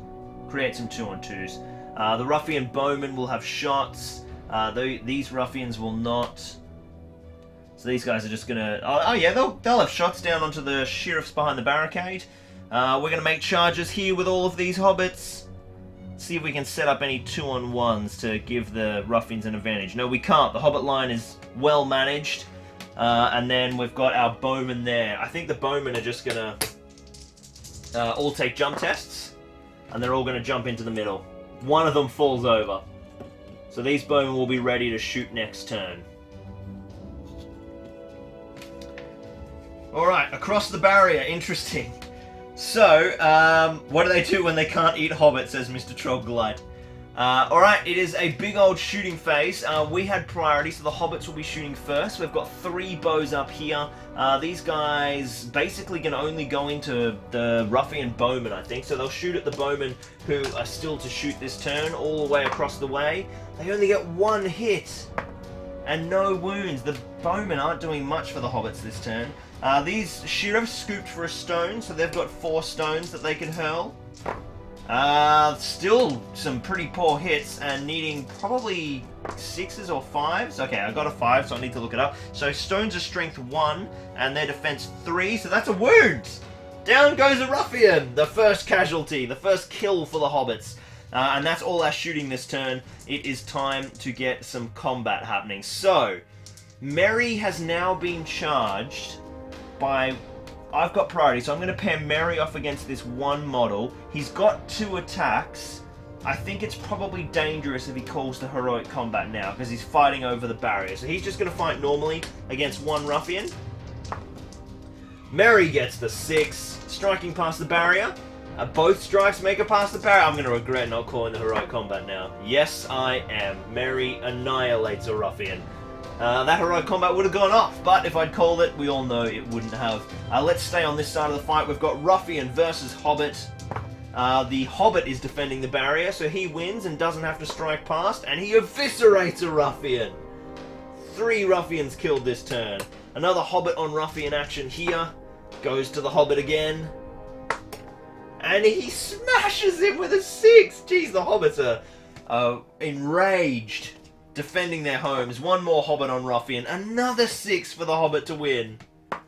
And he gets a 3. He is strength 2. Ruffian's defense 3, so that is no wounds. The Locky Ruffian survives. Now we've got 2 Ruffians fighting 1 Hobbit though, so things going against the Ruffians, against the Hobbits over here, but the Hobbits win anyway! A big 4. Oh, and he gets a 2, so no wounds there. Oh, 1 Ruffian's trapped though, actually. And it makes the difference with a 5th Ruffian going down this turn. Jeez, this game's moving quickly. Alright, now we've got another 2 Ruffians fighting another Battle on Brandybuck over the side here. And the Ruffians get it this time. So they have got a 6 to win the fight. Now, Ruffians have... they have Adam Lads, a Ruffian model that is engaged. Additionally, instead of making strikes, when a Ruffian wins a fight against a model, nominate 1 Hobbit model, and they may paralyze them. So we can put them in chains, effectively. So we can apply a paralyzed magical power, but I don't think we should bother just fighting 1 Hobbit. Are there any scenario special rules for wounding? Just want to make sure that they didn't get hatred Hobbits, like they do in the Legendary Legion. I don't think so. Negative. So no hatred, so they're just wounding as normal with the Ruffians. And they get a big 5. 1 Hobbit is brutally cut down. So that is 2 Hobbits dead so far to 5 Ruffians. Let's jump over here. We'll do our other hero last. So we'll just go all the Tookish Hunters fighting the Ruffians one-on-one here on this close side. Goes to the Ruffians. Oh, a Tookish Hunter goes down. We've got another one-on-one, goes to the Ruffians again. Another Tookish Hunter. We've got this is a big turn for models getting killed here. Another Ruffian combat victory. And another Tookish Hunter goes down. This whole flank setup to protect Pippin has gone disastrously. And then, oh, it's double 6s. It's a tied fight value. We'll do a roll off to see who takes it. And it goes to the forces of good. Here we go. The Hobbits getting some vengeance. And they fail to wound. Well, they were rolling with an Isengard dice, so that was bound to happen. We've got one last one-on-one here. And it is Sid Briarthorn fighting a single Hobbit. And Sid Briarthorn understandably wins. And he crushes a Hobbit. That is a huge amount of Hobbits to go down in one turn. And now we find ourselves with Pippin fighting 3. So Pippin has 2 attacks. Bill Fernie has just the 1 attack. And he's got put him in chains. And Hatred Hobbit. So Bill Fernie's going to be massive for the wounding here. And then the other Ruffians have 2 attacks. Let's roll it all together. Pippin has done poorly. He's rolled a 1 and a 3, and he's out of range of Frodo's banner. And the Ruffians have got a big 6. So, Pippin is doing okay. He hasn't taken any damage. But I think all strikes are going on Pippin here. They're all strength 3, and Pippin is defense 3. So that is 4s to wound, or 3s for the white dice. Oh, they've rolled 2s and 1s. Okay, so Oh, you know what? Bill Fernie doesn't have any might because he called the heroic move. Pippin has survived very luckily indeed. That was touch and go for the Knight of Gondor. Okay, that is all our combats for this turn. What an absolute mess. Carnage everywhere. Let's do priority. It goes to evil this time, which is big. We're going to have to try and do something over here on this flank, I think. We've got... when do these models come back? We need to find out when the Ruffians come back. So that happens... at the end of the evil move phase, those Ruffians will move onto the board via the rules for reinforcements. So, evil's going to be moving first unless we call a heroic move. I think Pippin is in a bit of bother, and we're not going to have the move to get anyone to help him. So there's no might for the Ruffians on the table. So Pippin can freely call a heroic move. But it is going to matter in terms of the with me's. So if he calls with me, I think he's going to. So Pippin will call with me. So these two hobbits will move. So Pippin's going to fall back, and we're stuck. We're blocked up by the fact that this model has to stay within 6 of Pippin, and that's as far as he can move. So Pippin can sort of fall right back, quite safely actually. And then this model will also have to move 4 inches, so he gets to there, and then he's within 6. Okay, now the 3 sheriffs, they need to just get up and form a wall. We need to get our beloved sheriffs up there, ready to do some damage. And that will be the heroic move over. Yeah, wow, we nearly lost Pippin there. I'm getting a bit defensive now. So that is our heroic move over. Now it's back to the ruffian move. I think these ruffians are just going to make sure that these hobbits, these Tookish hunters, die. So they're just going to get in. They'll throw a whip on the way in with one of them. Big whip. He hits. He hits. He doesn't kill. Oh, actually. Whip's a strength 1. No, he'd need a 5. Nearly got the kill. And then these ruffians are going to just... I think Sid Briarthorn is going to get on him. Bill Fernie's going to get on him. This guy's going to jump in and fight one sheriff.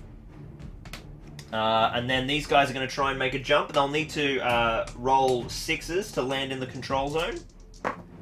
They do not. One of them falls over. We'll make it this guy. And this guy will have to land up here. Boop.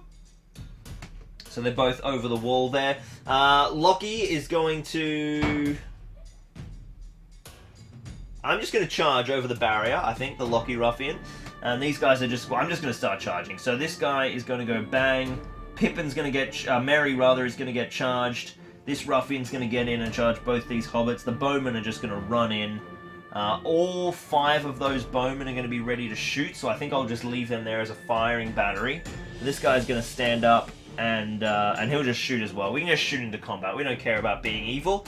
That is the ruffian move. Now it's time for the hobbits to get some action done. So Frodo is going to move up just to get his banner nice and in range of this sort of fight.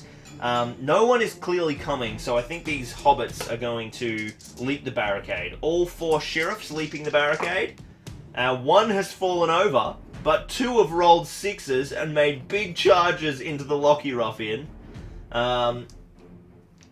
These I don't think you actually fall over. I think you just fail to make the jump. The back tree is heroically not moved by the dancing, but is shocked. Oh dear, the chat's falling apart. What a surprise. I've got 1 sheriff who fails to make the jump, and I've got the 2 sheriff captains. They're gonna jump. So I'm gonna make jump tests for the 2 sheriff captains. This time, oh my god, the young one still doesn't get over, but Farmer, the big boy, does. So next turn, he's gonna be able to bring his buff to these sheriffs up the front, which is important. Farmer Tolman moves 4 inches, and Sam is going to move his full 8 inches. And then we've got, yeah, just all of the sheriffs not doing much. There's 1 sheriff here who got left behind. He's fine. He leaps over. So these sheriffs struggled to make the jump. And now I've got decisions to make with these hobbits. I think... Yeah, this is not going well. So this is turn 3 we're in now. Those hobbits are all going to stay there. They're just going to get ready to get in and fight, basically. I think that's it. I think that's all we can do. End of the evil move. Oh, that should have happened before, but that's fine. We have 5 dead ruffians. Let's see if any of them come back to join us. They do not, so they are all staying for next turn. And let's jump into shooting. Evil's got shooting first. They have 7 shots, needing 5s to hit. And they are just going to fire down into... They'll fire into the sheriffs over here. 1, 2, 3, 4, 5, 6, 7. Needing 5s to hit. Only managing 1 hit. Into the combat. They hit the target they... Oh no, that's good versus evil. Yes, so they hit the hobbits, but they failed to get a wound. I don't think the hobbits have a single shot. No, they don't. Everyone's engaged and no one's picked up a stone. So... it is time to jump into what could be a fairly brutal combat phase. Now, no one has... Merry has might. He could call a heroic combat to try and save some of these guys, and he gets to do it for free, but it just doesn't feel needed. So he's just going to keep fighting. Yeah, I think we're just going to get into it. So let's start over here. We've got 2 ruffians fighting 1 Tookish hunter. If this guy could clutch this and stay alive, this would be pretty massive. He does... Oh no, it's tied on fight value. Tied on fight value. And it goes to the ruffians. They need 5s. And they kill him. Down goes the Tookish hunter. You know what? They might actually only need 4s. They're strength 3. Tookish hunter's defense 3. They only need 4s. They killed him anyway. It's a 1v1. And it goes to the Tookish hunter. And he gets a 3, which is not enough. So 1 Tookish hunter left on the Took Hill. We've got Sid Briarthorn fighting a single hobbit. Sid Briarthorn wins and eviscerates. Every time he's rolled to wound, he's rolled a 5 and a 6. The hobbits are dropping like flies. This is crazy. We've got Bill Ferny fighting 1 hobbit. The hobbit loses. Oh, sorry, he's in range. He's in range of Frodo's banner. Doesn't do it, doesn't do it. And he is killed by Bill Ferny. The hobbits are dropping like flies. Should I go two-handed? No, I'm not going to. The sheriff is not going to go two-handed. He wins the fight. And he gets a 4. He's strength 3, defense 3. No, I think he's strength 2. I think sheriffs are only strength 2. So that'll be 5s to wound for them unless they're two-handing. Let's just double-check that. Sheriffs are strength 2, so I needed to two-hand to kill him, so I do not. He just backs away. Not a good start at all. It's going to be better for the hobbits over here, though. We've got 2 sheriffs who are both going to two-hand, and Lockie fighting, and this little hobbit here fighting Ruffian Lockie, and Ruffian Lockie rolls a big 6. Nonsense. And he kills a sheriff. Jeez, man, the hobbits are going down. This is not good. Not good. Right, Merry's going to turn things around. He's just fighting 1 ruffian, and he rolls snake eyes, but so does the ruffian, so they're tied on fight value, as the ruffians get +1, but it goes to Merry, and he crunches him on double 6s. Down goes a ruffian. First kill for the turn, and it was Merry who had to do it. We've got a ruffian beating a hobbit up the back here, and he kills him. This game is not going to go for as long as I thought it would. 2 ruffians, 2 hobbits fighting a ruffian. The hobbits win, and they fail to wound. What a mess of a turn. Another 5 hobbits killed, including the first sheriff, and 1 ruffian killed. This is going badly. Very badly. Ollie is barracking for the hobbits in the chat there. This is going to be absolutely mental. Let's jump into priority. This is turn 4 now, what we're going into, so... which means, yeah, so the Sharkey may arrive from now on. At the end of the turn. It goes to good, though. So that is helpful. So we might be able to try and set something up here. So, sheriffs are all going to make charges. This sheriff will move through and charge Sid Briarthorn. I think Merry has got... Pippin has is making a charge now. Oh, now hang on. Don't you have to take courage tests with ponies every time they need to charge? Isn't that a thing now? Let's just quickly... Oh, that's the great big rulebook. So they changed the way ponies worked in this edition. I'm pretty sure every single time someone riding a pony has to take a courage test because the pony might get scared. Let's have a look. We need to go to...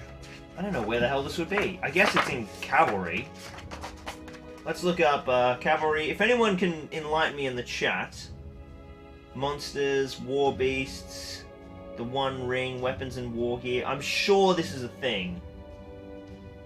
We'll check in the cavalry section, page 56. If I'm making... Here we go, pony. Ponies are timid creatures. If a model riding a pony wishes to charge, the model must take a courage test. If the test is failed, the model may not charge, but may move as normal. Yeah, okay. And you don't get extra attack or knock to the ground. Okay. It's the weirdest place ever to put that rule, Jay. In a sidebar. Okay, so let's go. Courage test for Pippin. He loves it. He's in. He makes the charge.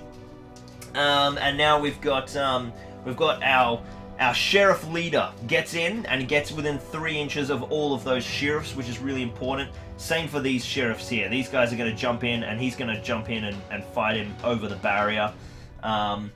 We need that guy's just going to move up. The Robin Wholefoot or whatever he is, he finally gets over the barrier. This sheriff here gets over the barrier and makes a charge. Now we're talking. This is great. Okay, so Sam and Merry, we need to get our Hobbit heroes doing some work here. So let's make a charge there. Merry gets in. He'll have to take a courage test, of course, because he's riding a pony. And he rolls a 3, and he is courage... Merry is courage 5, I think. God damn it, Merry. You had one job. Merry is courage 5, but he has the Warhorn, which makes him courage 6. And he's rolled a 9. So should I really be spending 1 will to make this charge? No, I shouldn't. So I can move about as normal. Just going to be a bit sneaky so that Merry doesn't get juiced here and ruin the turn. He's going to move. Sam's going to try and make the charge now instead. Because Sam is over here. Let's take a courage check for Sam. Sam's like, this is how you do it, son. And he rides in and he makes the charge. So Merry's useless to us this turn. Let's jump this Hobbit over. He jumps. This Hobbit and Farmer Tolman are going to charge Lockie Ruffian, who is now defending the barrier.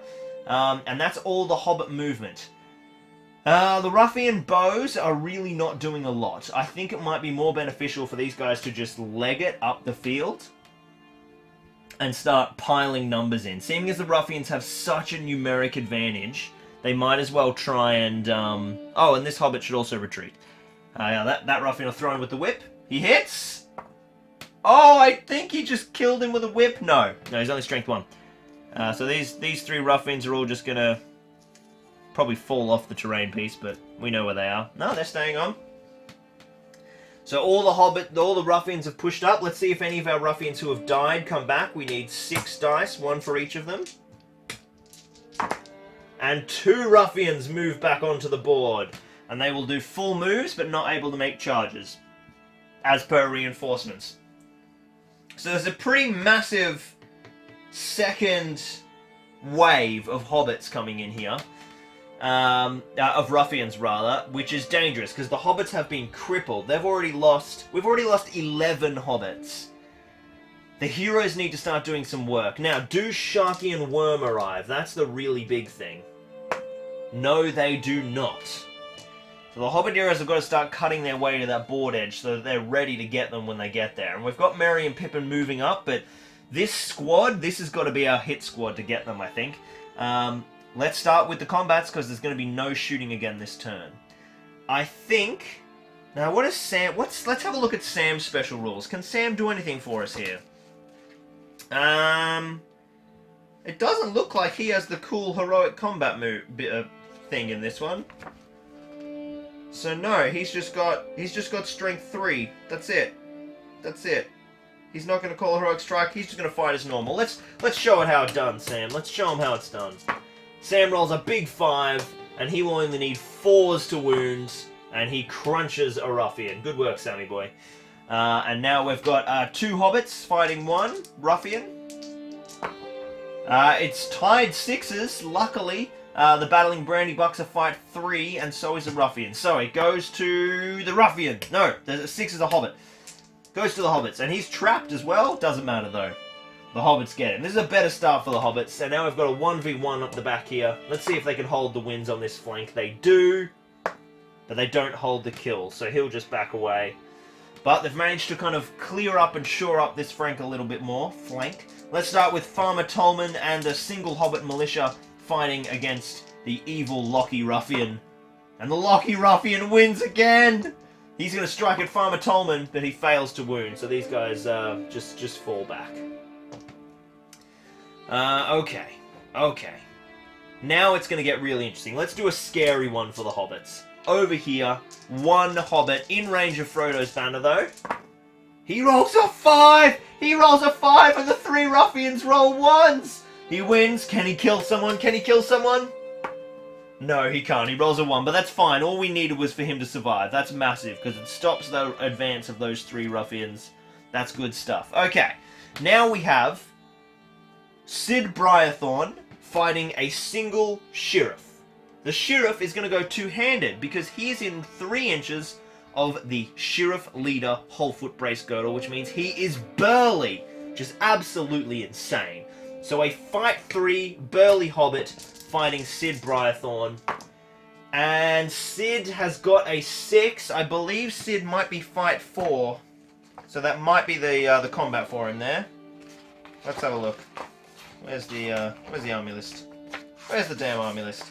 Sid Briarthorn is fight value of 4. So he wins that fight even if the Hobbit banner's up. So that is a shame for our little Sheriff, and he'll be wounding with 2 attacks at strength 4. Oh god, this Hobbit's going to get eviscerated. He's only defense 3, so he needs 4s to wound, and he doesn't have hatred. He can bind people, but he's not going to. Oh, other Ruffian models treat Sid Briarthorn as a banner. Well, I'm sure that will have affected a few things. Good thing we noticed that now. So Sid's a banner. Let's do, he's just got his normal wounding though. He gets a 5, so he kills the Sheriff, the valiant Sheriff. Oh, that's no good. He's only a 3-inch banner, so it hasn't affected many combats. Let's do Pippin fighting a single Hobbit. A single Ruffian. The Ruffian is in range of Sid. And it matters, he banners up to equal Pippin on fight value.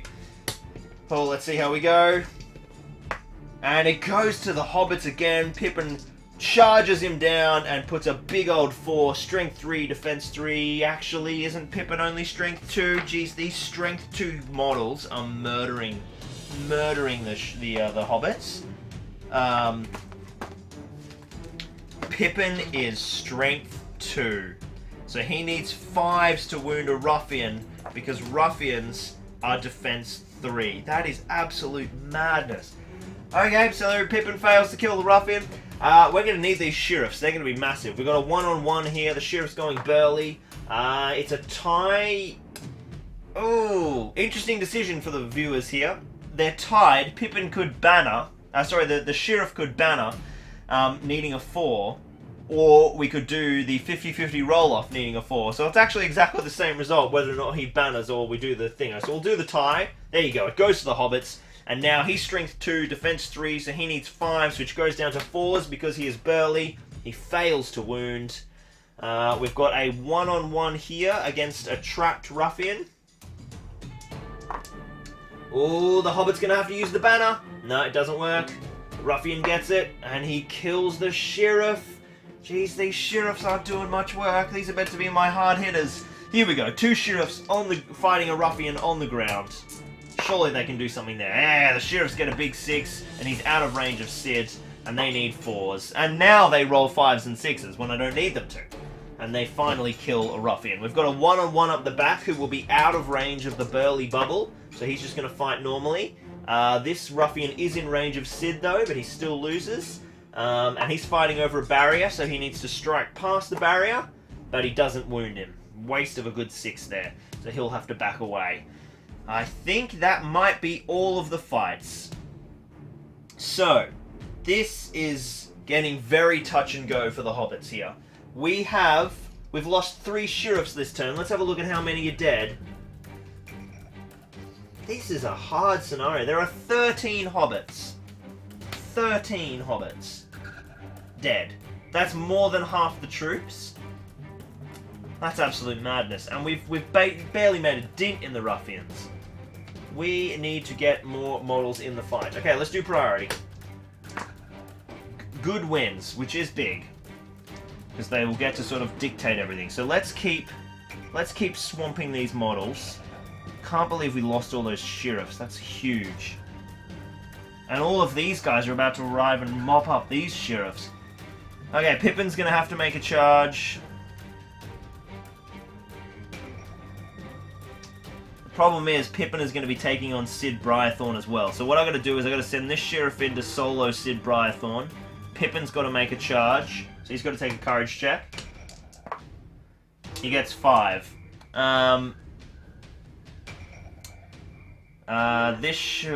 Yeah, geez, I don't have enough models because I do not want my sheriff leader to be fighting in combat. He's so important to the Burly Bubble, but I just think he's gonna have to. He's gonna have to. Let's see what he's like in combat. He's nothing. He's just a normal dude. He's got 2 wounds. He's got 2 wounds. Okay, he's going in. He's making the charge. And then these models will just sort of move up. Frodo's going to move to be even more central. Tell you what, Frodo's going to move there. These 2 sheriffs are going to charge those models to lock them up. Man, these hobbits are dead. These hobbits are dead. Let's bail. Let's bail with all of these models. So, the sheriff, these 3 sheriffs are all jumping back over the wall. Screw this. One of them has failed, and 2 of them get over. This militia is jumping back. He fails. Damn it. Alright, that's big trouble. Merry is going to jump over. He fails. What the hell? So Merry can't even move now.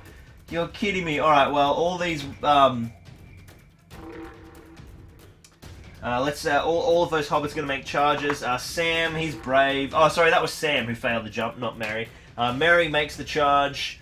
We've got two models here who are just going to do what? Just probably keep moving. Farmer Tolman. What does Farmer Tolman do? Let's have a look at Farmer Tolman's... I believe he's the one who makes everyone within 3 inches reroll 1s. So Farmer Tolman is one of the new models as well, and he... Yeah, everyone... Oh, rerolls 1s when rolling to win a duel roll, not when wounding. That's interesting. So he's like a mini banner. That's quite good. We'll just throw him up near these guys to get those guys within range of the fight. And that's all of the moves. There's nothing to move yet because basically everything died. We're going to tie up 2 of those ruffians with that brave dude there. Alright, well, it's Ruffian time. This is bad. These guys have got charges on Frodo. It's only 1 model. He's just going to hang about. They're going to jump on there. The Ruffians can't do a great deal. There's not many charges they can make. I'm gonna throw these Ruffians over the fence. 3 Ruffians up the back. We get 1 6 and 2 5, so 2 of them will have to stop. Oh, 1 of them can land in combat with Sam, actually. The Locky Ruffian is going to make a dash. He rolls a 5, so he's just leaping over. Oh, interestingly enough, this sheriff has found himself in pretty reasonable shape. He's not able to charge yet. These 2 bowmen are just going to sit there, and they'll shoot into probably Pippin's combat, I think. So Pippin has spent... what has Pippin spent? Nothing. Pippin's just spent 1 might to win the fight, so... Dear oh dear, this is madness. Alright guys, in the chat, what are your suggestions? What do you think the hobbits can do here to turn this around? Obviously their only goal is to kill Sharkey. Let's see if Sharkey even arrives. He does arrive. Well, that's huge. So Sharkey can move on as per reinforcements. Sharky's going to move on and try and get in the center here to just get with these ruffians that are going to act as his defenders. And he's going to throw an immobilize on a 2+. He is going to immobilize...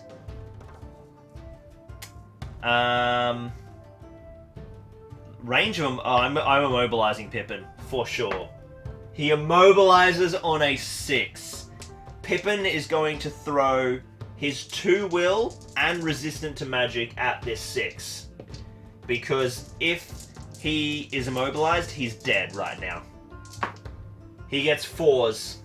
He gets 4 high. So all of Pippin's will is gone, and Pippin is now immobilized. He's only fighting Bill Ferny, but he's in trouble. He's in trouble. Alright. Let's do Terry the Troll to support the Hobbits, of course. I'm still waiting for Hedgeluck to arrive and to save everyone. Sam says Lockie can be the entire congregation. Left tree is Glorfindel. Yeah, we might have to drop Glorf in. Alright, let's so that's his immobilize gone off. Now it's combat time. So let's resolve these combats. Oh, someone's come to visit. Hello, monkey. You just come to say hello, have you? Ah. There you go. You can come up here while Daddy plays for a bit. Alright, so... Okay. Thank you. So... Let's go... Alright, so let's do combats. We've got, let's do this 3-on-1 up the back with the incredibly brave Hobbit Archer. And, oh, he hasn't done it this time. He's in range of the banner, though. So the Ruffians have got the 6. He'll have to banner up to a 6 to stay alive. Out of the roll box, he gets a 3. So I think these guys are going to suitably mince him. Yeah, they annihilate him. So he did his job. He held up for a couple of turns. But, yeah, he went down. He went down pretty hard. Not going to lie. That was... He was eviscerated. We have the Sid Brythorn fighting a single Hobbit Sheriff. Once again, if this Hobbit Sheriff can clutch the win here, they've got the same amount of dice. Oh, he gets the 6! Now he doesn't banner for himself, that's massive. Remember, he's on 1 wound, no fate. So he is defense, I think it's defense 4. Regardless, it'll be 5s to wound, which go down to 4s on Burley. 1-4, and the Ruffian leader is dead. Oh, he goes down! That's a big victory for the Hobbits. The Ruffian hero who does not come back has been murdered. Alright, we've got Pippin, who's immobilized, so he automatically loses the fight against Bill Ferny, and Bill Ferny gets to try and wound. Bill Ferny has +1 to wound, so he's just going to go straight for Frodo, not for Frodo, for Pippin, and he gets a nasty wound, which I think Pippin will just take. I'm just going to drop this child back. Alright, Monkey Whip. Need to go back and see Mummy? No, you can't play. We're playing a live stream game. We'll play it later, right?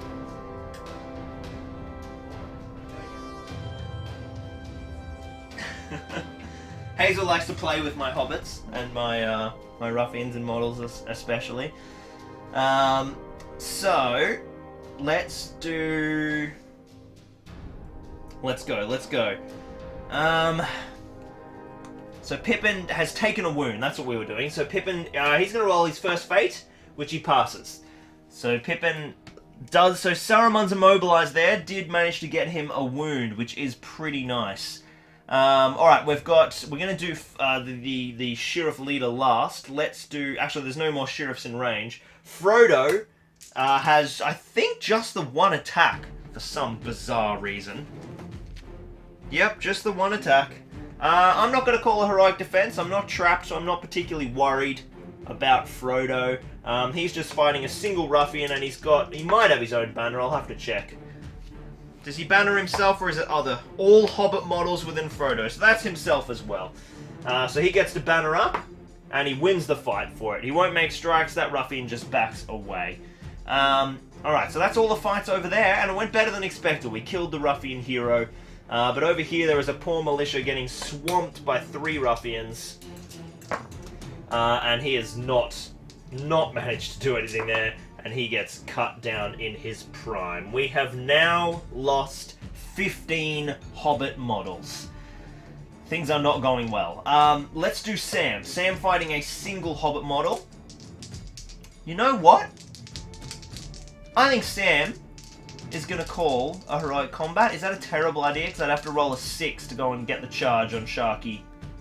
I wonder, when you're making jump tests, do you get a cavalry bonus? No,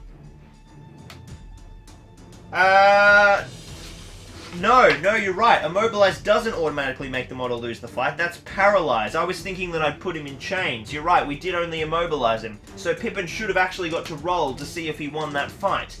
Thank you, that's a very important distinction. Well, let's re-roll the dual roll, and see, and so Pippin has tied the fight, he'll banner. So it is a tied fight on fight value, at which point Pippin would probably spend his last point of might to win the fight because of Bill Ferny's wounding. So yes, we will trade the fate point for the might point, and Bill Ferny doesn't get the wound. So Pippin is unwounded, but he spent a might point. That is a good call. That is a good call. Let's do... Sam's not going to call a heroic combat. He's just going to fight as normal. Let's just kill these ruffians to start with. Good thing he didn't call a heroic combat. The ruffian rolled a 6. We'll strike at Sam's pony, I think. We fail to wound. Let's do the 2 hobbits. No, there's a 1-on-1 up the back here with a militia and a hobbit. Militia wins. You know what I mean. Militia and a ruffian. Kills the ruffian! Excellent work. Now 2 ruffians and Merry.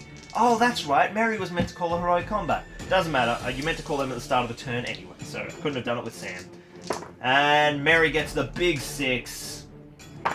And they annihilate that ruffian. Once again, this side of the table is looking much better than that side. We've managed to kill a bit of ruffian damage now. And I think that's every fight, so it is a big priority turn. It goes to evil. I think good will call a move. We will call it with... Let's call it with Farmer Tolman. Yes, Farmer Tolman will call a move. We are going after Saruman. That is the only way we're going to survive this. So, Tolman is going to move first, and he is going to charge... He actually doesn't have to... He's just going to move and sit still. Right in there. This Hobbit is going to make a charge. That guy's not technically on the barrier. So, oh, actually, Farmer Tolman could just charge this guy. Charge the Locky Hobbit. That guy will then charge. So everyone needs to stay within 6 of Farmer Tolman. So that's doable. This Hobbit will charge that ruffian. That Hobbit will charge that ruffian. Now it's Sam and Merry's turn. So Sam is going to make a jump test. He passes.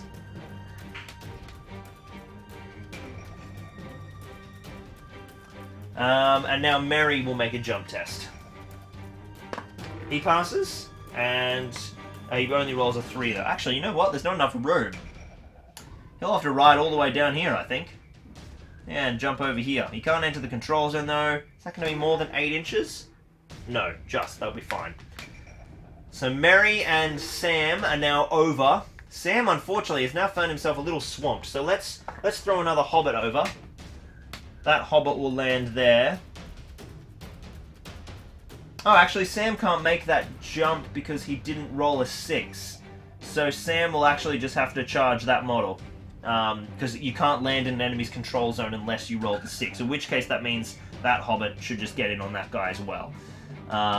So, we've thrown Merry out there, but that's okay. So that's the end of our move. And now the Hobbits are obviously going to... These ruffians, rather, are obviously just going to jump on Merry, get a 3-point trap, and then Saruman is going to move up here to the center and throw an immobilize on Merry. He gets a 1! Fantastic. What a turn for Saruman to choke. So, we could have Merry dead here, so it might be worth Saruman spending his 1 point of might. But if he gets a 2, Merry will just resist easily. So yeah, we'll just let that fly. We'll let that fly. Saruman only has 2 spells left. Let's get these other ruffians in. We only called the 1 heroic move, so we can get in on... We can gang up on these Yeah, we can make a charge on Frodo, and then we can fit someone on Tolman. And then this model is going to make a jump test. He rolls a 5. Those two... Oh, I forgot to shoot with those bowmen last turn. That's okay. Shoot with them this turn. So they're going to stay still, and they'll shoot into probably Pippin's combat. He's the softened one. And that's it. Oh, now how many Ruffians come back? 1, 2, 3, 4, 5, 6, 7, 8, 9 dice we need. Wow, no Ruffians came back off that. Interesting. Jeez, there's actually... Yeah, there's quite a... The Hobbits have still got some good board presence with their heroes. We'll have to wait and see. We'll have to wait and see. Alright. We're getting there, guys. Sharkey is out in the middle. He needs some more lads around him to protect him, but he's also really key to hunting these Hobbit heroes. They're all still in great shape. Even though I've lost a lot of troops, the Hobbit heroes are in some great shape. So it's Hobbit move. I need to actually get some sheriffs back in the center now. This Hobbit is going to peel off that guy. The sheriff... yeah, if we'd one priority, it would be better. 2 sheriffs are going to leap the fence. The sheriffs are just like jumping back and forth. Back and forth. And these sheriffs will just stay here, ready to engage. Yeah. Alright, evil shooting. We've got 2 ruffians. They're going to fire into Pippin's combat. They both miss. Let's jump into... Oh, these ruffians, no, they've all been engaged. No, this model still is yet to charge. So he will take a jump test. No, he'll just charge... He'll take the jump test and jump over. And he got a 6, so you can make the charge on Sam. We just got to try and get some chip damage on these hobbits, I think. He's been engaged, he's been engaged. Great. Let's do combat. It is... Any heroic combats is the first big decision. Sam has found himself just fighting this one model now, because he's been picked off by the other ruffian, which is annoying because we could have set up a great heroic combat there. Merry's still got his free combat. Pippin's not immobilized, and you know what? I think Pippin's going to call his free heroic combat. So we will start with that. Pippin fighting Bill Ferny. Unless Bill Ferny has 2 wounds. Let's check that first. Bill Ferny has 2 wounds. Right, we're not calling heroic combat. That's a terrible idea. We'll just fight as normal. We'll start with Bill Ferny anyway. Let's go for it. And it's big 5s. It's tied fight value once again. Pippin could... He's out of might now, isn't he? He is out of might. He's got the banner. Let's see if we can banner up to a 6. We do! Frodo's banner does the work. Bill Ferny is pushed back. And Pippin is going to drop 2 strength, 2 hits, needing 5s into old Bill. And he gets no wounds. Let's do the sheriff. 1 sheriff fighting 2 ruffians. The ruffians get 3s. Luckily, the sheriff has the banner, and he goes up to a 4. He only needs 4s because he's burly at the moment, but he fails to wound. The 2 ruffians get pushed back. I'm more than happy to just not have him die, frankly. Frodo fighting a single ruffian. Frodo banners himself, and it's a tied fight value there. Frodo has the Elven Blade. No, he doesn't, because Sam does, but that's fine. Frodo wins anyway, and that ruffian pushes back. Farmer Tolman is fighting 2. Not Father Tolman. Wholefoot Bracegirdle is fighting 2, which is alarming for him. He's rolled a 2. He's going to have to banner up to a 6 to win. He doesn't. He's not trapped, though. He doesn't take a wound. He's fine. They only rolled 3 high. Fantastic for my most valuable unit on the board. Let's do Merry. It's a big ask for him. He's fighting... Oh, it's just 2 on 2 now, actually. That's not too bad. I mean, he's in range of Farmer Tolman, so if he rolls any 1s, he can re-roll. He doesn't roll any 1s, but he wins the combat anyway. Sharkey doesn't act as a banner. The only banner's over there, so yeah, Merry pushes him back. And drops 2 strikes, 1 into each, needing 5s at strength 2. Doesn't get any kills. Alright, let's have a look. Farmer Tolman and a militia fighting Ruffian Lockie. And it is a tie, I believe, because Farmer Tolman is fight... Oh, he's only fight 2. Oh, but the Battle of Brandybuck is fight 3. So it's another 50-50, and this time it finally goes to the Ruffians. And I think Ruffian Lockie is going to strike at Farmer Tolman, and he gets a big 6. Farmer Tolman has 2 wounds, so he'll just take that. So he gets a wound there. There you go, Lockie Ruffian doing the business. Let's do Sam. Sam fighting 1. He's got 2 attacks and sting. I think Sam's got 2 attacks. Let's double check. It's his first big fight. He's got 1 attack. Only Merry and Pippin have 2 attacks. So Sam just has a single attack with sting, and he wins on a big 6. He will need 4s to wound with his strength 3, but he fails to wound as well. This is the game I was expecting, when none of them killed each other. 2 hobbits fighting a single ruffian up the back there. The hobbits have got it. Oh no, it's a tie. And it goes to the ruffian. And the ruffian crunches a battle and brandy buck. First hobbit death for the turn. And then the last fight is a 1-on-1. It goes to the ruffians. And the ruffians don't wound. So, things are a little... Oh no, one more, the sheriff. The sheriff here. He's out of range, so he can't be burly. He loses the fight. He's in range of the banner, though, actually. And the banner is crucial. No, it's not, because he's a lower fight value. And he survives. Okay. Priority. Big priority here. This is our chance to try and set up a kill on Saruman. I rolled 2 dice of the same colour. It's not very helpful.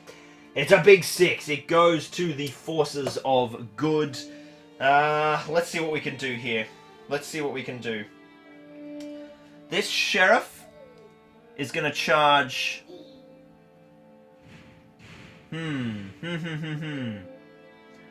If that sheriff charges that model, that sheriff can charge that model. That sheriff can charge that model. Oh, someone's at my door again. What have we got? What's being delivered? Tea! Oh, I'll be back in a moment, guys. My morning cup of tea has been made. Take me to the tea, honey.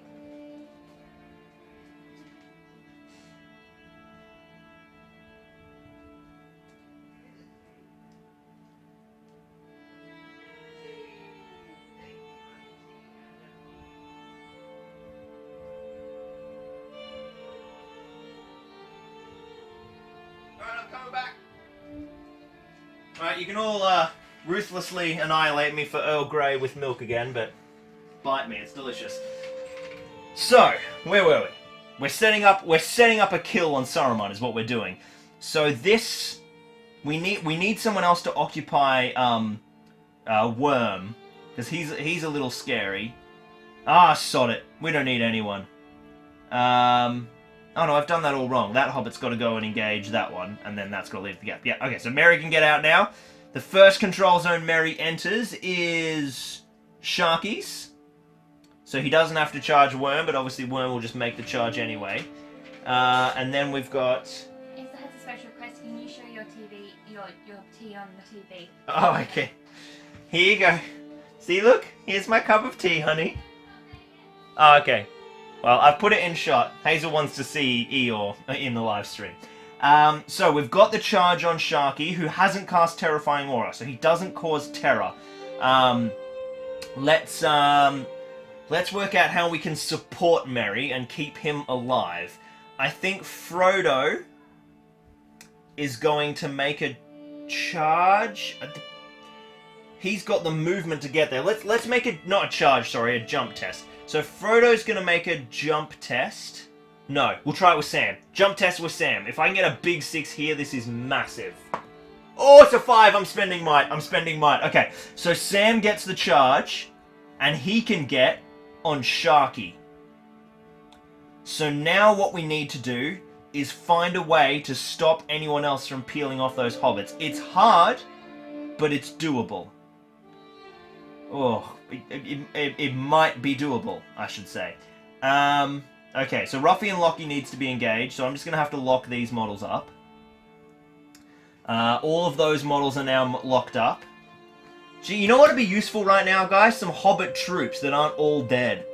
I've got 4 Ruffians right there. They're the problem. So the only model that can make it to Sharky now...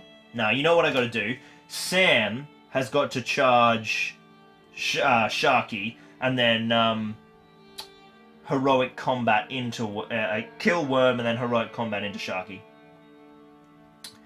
Or at least, you know, maybe I don't get the double tap this turn. Maybe they just find it out and we see who gets there. So I think that's fine. And in which case, seeing as I've got the extra move, I will swing all the way around and lock up that Ruffian so that at least Merry is just fighting Sharkey. And he can't be peeled off by anyone else. That's probably the best we can get. Sam could be in trouble, but whatever. He'll be fine. Let's get my little heroes here. We're going to start freeing up some space. So my big boy is going to charge there. My Sheriff, who's out here, is going to charge. Pippin will have to take... Oh, yeah, I probably need courage checks for all of those ponies, which I'm forgetting. Merry. Oh, my God. Merry, you son of a bitch. What the hell, man? All of that planning just went out the window because Merry failed his courage test. This is ridiculous. So his courage 6. You know what he could do? Is he could spend all of his will. And then he will pass. And you know what? I don't even care. I'm doing it. Sam. Okay, Sam passes. Pippin's charge. Pippin will charge, so he's going to charge, and he'll just take on... he'll take on 1, and then my sheriffs can get in and have 1 apiece. Oh no, he'll take on 2. So now I've got my other sheriff captain, Robin Smallborough, is in there.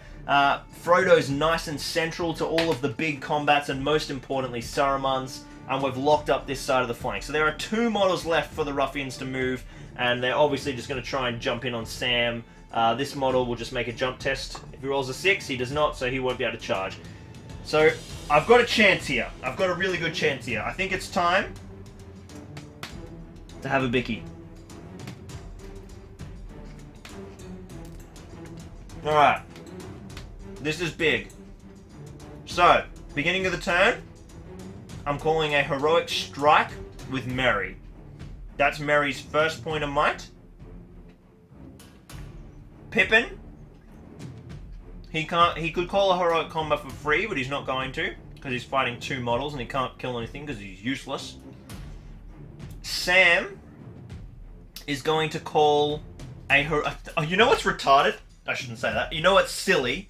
Is I'm going to call a heroic combat, a heroic strike with Sam, because Sam is fight 3, and the Ruffians are fight 3, and he's fighting Sharkey as well, and he's trapped, so I'm actually going to strike with Sam, just to keep him alive. So, let's do the heroic strikes. I think they happen at the start of the combat, not the start of the turn. So we'll leave those fights till last, because they're the most exciting. Alright. Militia versus Ruffian. Ooh, goes to the Ruffians. Oh, God, and they crunch the Militia. I need these Hobbit troops. 1-on-1. Goes to the Ruffians. No, the Militia survives. Farmer Tolman Cotton finding a Ruffian. Yes, Farmer Tolman gets it, and he crunches his Ruffian. Nice work, Farmer Tolman. He's a grumpy old farmer. 1-on-1. The Lucky Ruffian. Oh, the Lucky Ruffian loses. Oh, he's dead! Lucky Ruffian has fallen. Oh, I also forgot to move on the Ruffians. I'm all over it today. 1, 2, 3, 4, 5, 6, 7, 8, 9, 10. Let's see how many Ruffian reinforcements should have deployed on the board at the end of the turn. Just 2. Sorry, so there should be 2 more Ruffians in here who can't charge. That didn't affect anything, so that is nice and easy. Let's do the Sheriff over here. He won't go Burly. Oh, he wins on a 6. Good thing he didn't go Burly. But he didn't make any wounds. Ah, he's not in range of... oh no, that's a dual roll. Let's do another 1-on-1. Again, not in range for Burly. Oh, it's tied. No, it's not. It's a loss of fight value. Oh, in range of Frodo's banner. In range of Frodo's banner. Nope, still a 3. So the Ruffian wins on fight value. Fails to wound, though. Alright, a 1-on-1, and this Sheriff is in range, so he will be Burly. He's going to have to banner up. He wins on the banner. And now he only needs a 4 to wound. Finally, I still rolled a 5, though, so it still didn't matter. I haven't had Burly mean anything yet, because every time I've used it, I've rolled 5s. We'll leave Sam and Merry till the end. Let's come over here. We've got one Burly Sheriff fighting a Ruffian. It's tied, so the Ruffian will Hobbit will use the banner, but it's still tied, which means the Ruffian wins on fight value. Sheriffs are only fight 2, and the Sheriff is killed. That is bad. You can tell who I'm barracking for. I mean, obviously, the Hobbits have to win. They're the good guys. We've got Pippin fighting 2 Ruffians. He's charged in boldly and won convincingly with a 6. He's putting a 5 strike on each, and he does manage to kill someone finally. Good work, Pip.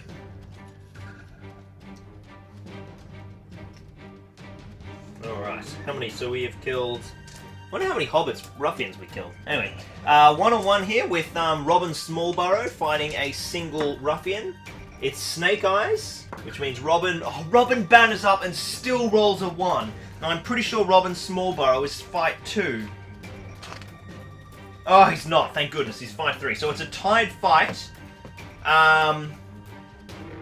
He is hand and a halving and you know, he gets the burly bonus as well because he's a sheriff.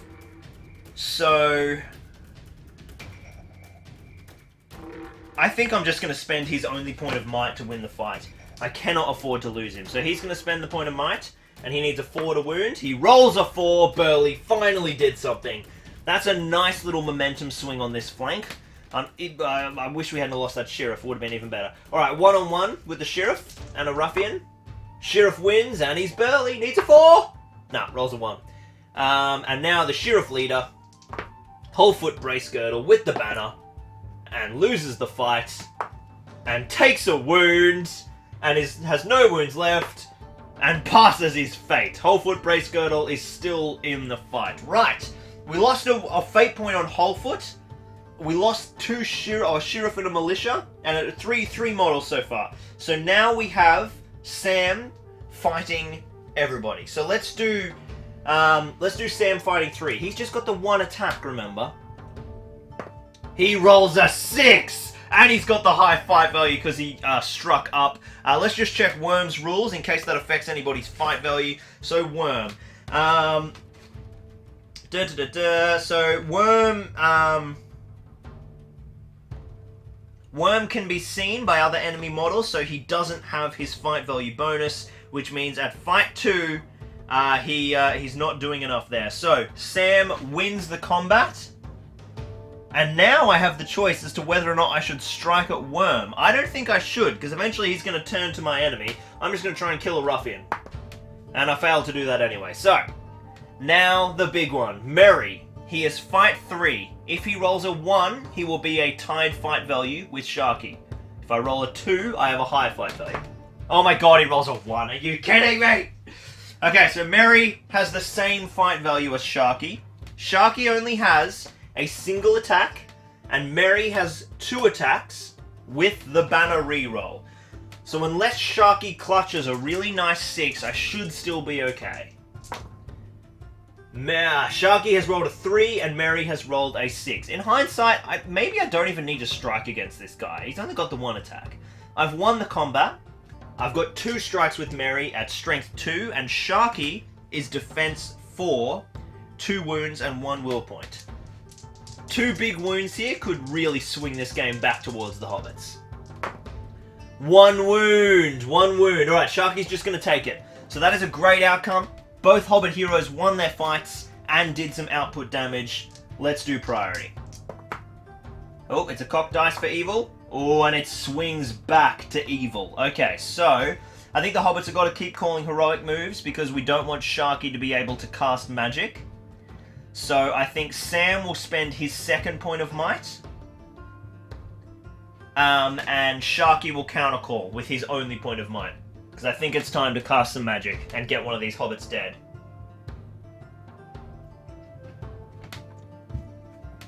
Yep. So, heroic move goes to the Forces of Good. Lovely work. Alright, so who called it? It was Sam. So Sam is going to call with me. Sam is going to charge Sharkey and this Ruffian. Merry is going to charge Sharkey. Sorry, Sam charged Worm and the Ruffian. This Sheriff is going to tag that model. That Sheriff is going to tag that model. Who else was in range? Like a lot of people. So if they're gonna... But that's okay, that's fine. So, oh, was Merry in range? Pippin. So Pippin can charge him. He needs... Oh, I've got courage checks to take again. Right, Merry. Merry finally passes. Sam. Sam passes, and Pippin's charge. Pippin passes. So Pippin charges. Wholefoot is going to run around and charge that guy from behind. That Sheriff is going to do the same. Wholefoot... sorry, that was Robin Smallborough. Wholefoot will now get in. Frodo is just going to stay nice and central, as always, keeping that big banner buff. Bloody Tolman and that would have been in range as well. So Tolman is going to leap the fence. Oh, he rolls a 6, which means he can charge Sharkey. Yes. What a clutch. Alright, let's see if this Hobbit militia can get over the fence. He rolls a 4. So, he'll just go down. Yes, he can land there without being in the control zone. Okay, so now it's back to the Ruffian movement. He won't finish in range of Sam there, actually, so he'll just have to go there and fail the charge. Yeah. Okay, so that's all we can do. The with me is over. It's just back to normal priority. These Ruffians are going to get Pippin. These Ruffians... You know what? This Ruffian's going to charge Merry, which means Sharkey will be fighting Farmer Tolman. That's not what I wanted. Yeah, that's less than ideal. Let's go. Yeah, and let's kill. No, we got to kill Sam. 4 models on Sam. Well, you know what? 5 models on Sam. Sam is dying this turn. That's what's happening. All right, that's it. We're getting there, guys. I might zoom in a bit now, hey, because it's getting pretty crunchy here in the middle. Oh, there you go. That is on full zoom. Ladies and gentlemen, this is getting pretty gnarly. So, heroic actions at the start of the turn. Sam called the heroic move, so he now can't strike. And Merry has 1 point of might left. But I think Merry's going to call his free heroic combat. As if he can, he'll be able to get back in on Sharkey. That works. So Merry's heroic combat is going to go first. Merry is fighting a single Ruffian. Sharkey desperately needs this Ruffian to behave. Oh, he does behave. He rolls a big 6 and Merry rolls Snake Eyes. Merry needs to banner up to a 6 just to tie this fight. That's a great result. Oh, it's a cocked die, and it was going to be a 6! No, he doesn't get it. So Merry's heroic combat doesn't go off. Merry isn't trapped, but I think we'll just strike at Merry. No wounds. So that is a great result for Sharkey. We're going to start with Sharkey now. Sharkey is fighting Farmer Tolman on his own. It's a 1v1. Farmer Tolman wins the fight, if you please. And puts a wound on Sharkey. The grumpy old farmer says... Adam, lads! Sharkey has got 1 fate point on a 50-50 roll-off. The game is over. He passes with a big 6. Okay, so Farmer Tolman takes away Sharkey's fate point. Goodness me. Let's do the last little, these one-on-ones. There's a big 6 for the burly Hobbit. And he eviscerates a Ruffian. The Sheriff's doing some work now, finally. Another 1-on-1 here. This Sheriff isn't burly, but he's in range of the banner. Still doesn't help him, even though he's only against a 2, but he doesn't panish for it. Another Sheriff versus a Ruffian. It's a tied fight value again. He'll have to banner up to a 6 to win the fight, which he doesn't do. And he pays for it with his life. We've got Robin Smallborough. He loses the fight, even with the banner, and he's not trapped though. And Robin Smallborough is wounded. He's got fate though, because he spent his might. And he passes. Everyone's passing their fate today. 1-on-1, Ruffian and Sheriff. Sheriff is within range of banner. It makes the difference, and he's burly. Doesn't wound anything. Oh, he's trapped. Yeah, the trap matters. Down goes a Ruffian. And then we've got... oh, why did he not make a charge? Pippin fighting... oh, so they're 1-on-1s. Okay, so Pippin's fighting 1. I think what might have been is that model was meant to be in that combat. But that's fine, because the Hobbits won anyway. So Pippin's just is fighting too. And the Ruffians win it on 6s. Pippin needs to banner up to a 6. Oh, he does! What a clutch! Let's see who the roll-off goes to. Goes to the Ruffians anyway. And you can better believe that they're putting 2 strikes straight into Pippin. No wounds! Pippin, his life has been charmed this game. 1 fight left. Sam, 1 dice in range of the banner. Let's do the Ruffians first. There is Worm and 4 Ruffians. Yes? Yeah, that guy... Yes, so 4 Ruffians and Worm, and he's trapped. So that's 5 dice. And they get the almighty 6. Sam has 1 dice to roll a 6. He rolls a 1. He's got a banner. He rolls a 5. He has no might left because he's called the move and the strike. Sam loses the combat, and these guys are making double strikes on the incredible Samwise Gamgee. They are all strength, I think strength 2. Sam is defense 3 or 4. Oh no, the Ruffians are strength 3. Oh man, this is going to be 4s to wound. Sam is defense 3. Dear, oh dear, oh dear. Okay, he's got 2 wounds and 3 fate though. So it's 4s, and then Worm, I believe for Worm, it's Worm is strength 3 as well, so they're looking for 4s. They have got 2 wounds on the first set, and another 2 wounds on the second set. Only 4 wounds off 10 dice. Sam loved the odds there. He has 3 fate points. He must pass all of them, or Samwise Gamgee is dead. And he has failed too. The first Hobbit hero has died. And that does change things. Dear, oh dear, oh dear. Rip Sam. Rip Sam. Alright. Let's jump into priority, guys. And it's a tie, which means it swings back to good, and evil have no might points. Boy oh boy did the Hobbits need that. Okay, so this means we can negate Sharky's magic again.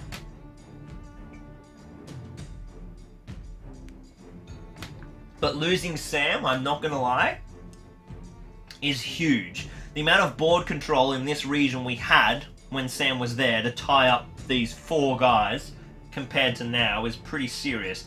So Farmer Tolman... Oh man, we're in trouble. How are we going to lock up all these dudes? Okay, so this guy's got to tie him up. Farmer Tolman is going to tie up Sharky. Oh, you know what? Let's see what this Hobbit can do for us. He rolls a 2, so he's over. Oh, you know what? We forgot a combat up there. Hobbit wins. Oh, no, Hobbit doesn't wound. Okay. So that Hobbit will just charge again. So Farmer Tolman now has to charge those 2. Oh, we're actually okay. Because of the positioning, we are okay. Oh, he won't be able to land in that control zone, so he'll have to go there. The downside is that Mary is going to have to fight Sharky with a Ruffian. Unless I can do something about it. You know, I could do something. I could do this. Frodo is making a jump test. He rolls a 3. Oh, that's never going to happen because I need a 6 to get over there. Why did I do that? Oh well, I've committed to the jump test now. That might have been a really foolish move for Frodo, but anyway. So, this way we can stop Mary from being trapped. We've got priority. What else can we do here to help out? Well,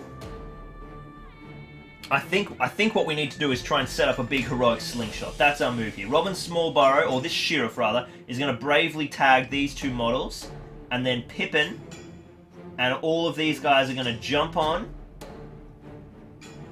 and we're going to set up a heroic combat. So I might, yeah, that will work. That will work. Alright. The Ruffians do have a move though. They can't get through, so I guess really all they can do is just take the bait I've set them and just make the kills. Make the kills. I'm sacrificing a bunch of hobbits here to make this work. Merry pretty much needs to kill Sharkey this turn. Sharkey's on 1 wound and no fate. Let's see what we can do. I've got like a Hail Mary. I might be able to get wounds on him next turn, but this yeah, it's getting tough. Heroic combat for Pippin. Pippin, courage check, passes. Pippin's got 2 dice. The 2 sheriffs have 2 dice. One of them has fate still, actually. Let's just set the bar there. And we have got 5 high. Obviously, burleyifying like crazy. And the single ruffian rolls a 6. Well, that's just fantastic. Let's roll a banner before I have to spend Wholefoot's only might point. Oh my goodness.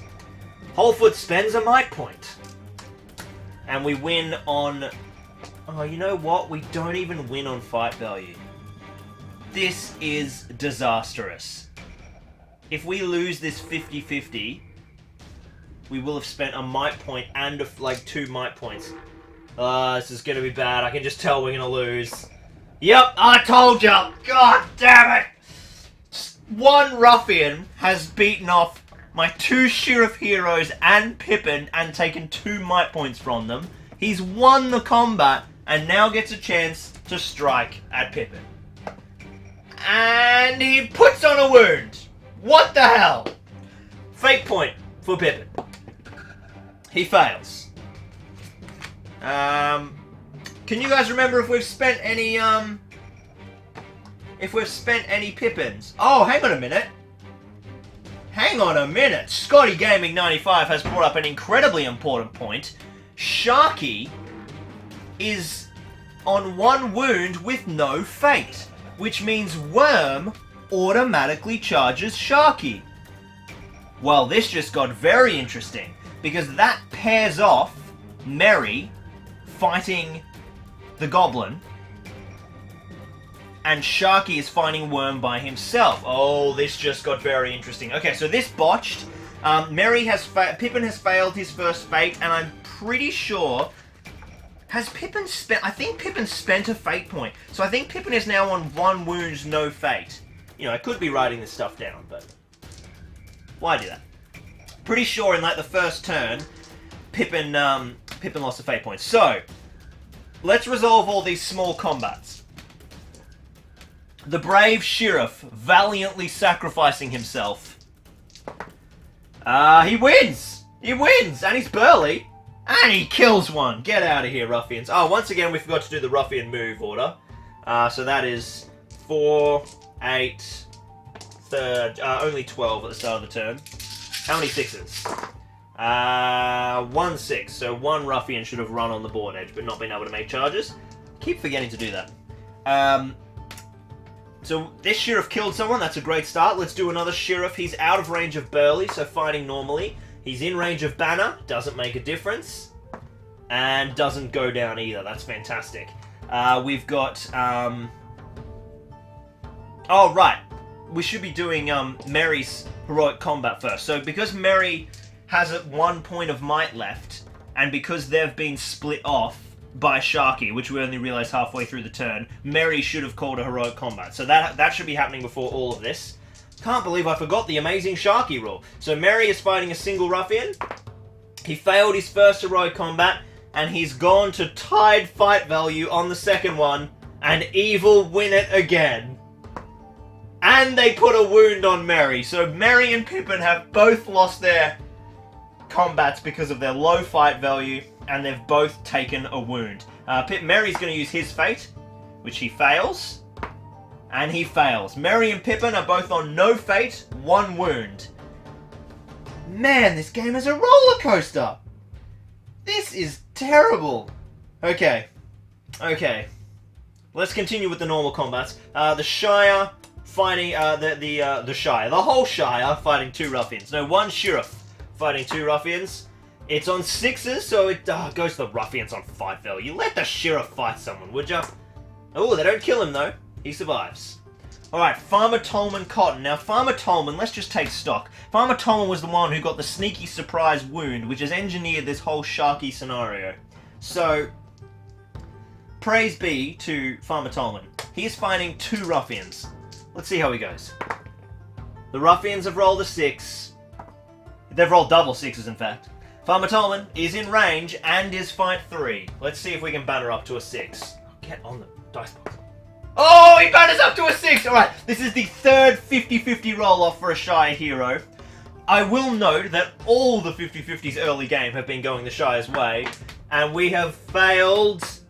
He gets a 4, so Pippin and Merry might have lost, but it is brave Farmer Tolman Cotton who is clutching the game for the Shire so far. And just to spite... No, he doesn't wound. He doesn't wound, but he does his job. We've got one more fight up the back here. Ruffian versus Hobbit, in range of the banner. The banner has not helped the poor Ruffian, the poor militia. Went alright for the hero, though. There goes our wonderful final... Oh, we've got one more up the back. One more militia. Loses again. And doesn't die. Okay, so we have one fight left. One fight left. And it is Worm fighting Sharkey. Sharkey has gone to be belligerent and be mean to the hobbits, and Worm has finally had enough of his cheek. There is 1 dice each. We're going to call Worm the good guy. Can we make a true cinematic moment, just like the book? Come on, Worm, stick that knife in his back. Well, Worm has rolled a 1, and Saruman has rolled a 5, so that's not happening. Shocking effort, Worm. And Saruman, who is strength 4... Oh man, he just murdered Worm. Worm just got executed. Bye, Worm. Good, you did, you know, you tried. Okay.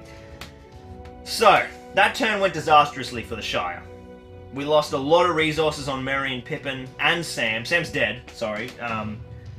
But we still have full might with Frodo, so that's the only thing saving us here. Let's do priority. Okay, so the Shire wins priority again, so Frodo's still got his might. How the hell are we going to engineer killing Saruman? It's not going to happen. It's got to be Merry who does the damage. So, Tolman can charge that guy. Oh, I should have been smart and backed that Hobbit there, so he can charge him. Merry will have to charge Sharkey and 1 Goblin. It just has to... No, actually, we're good. We are good. So, this Sheriff charges there, Merry charges there, that Sheriff charges there, and then Frodo goes and sits himself in the way to stop that guy from being able to get around into Merry. It does set up Merry to be trapped, though, so if Sharkey wins the combat, it's not going to go well. There is one other clutch play we could make. Robin Smallburrow. If you roll a 6 on this jump test, you will return your amazingness. That would be clutch, because you will be able to charge Sharkey leaping over the barrier. Oh, he's rolled a 5. I can't remember. Robin Smallburrow has 1 point of might. I know one of them has spent their might point. Was it Wholefoot? Or was it Robin Smallburrow?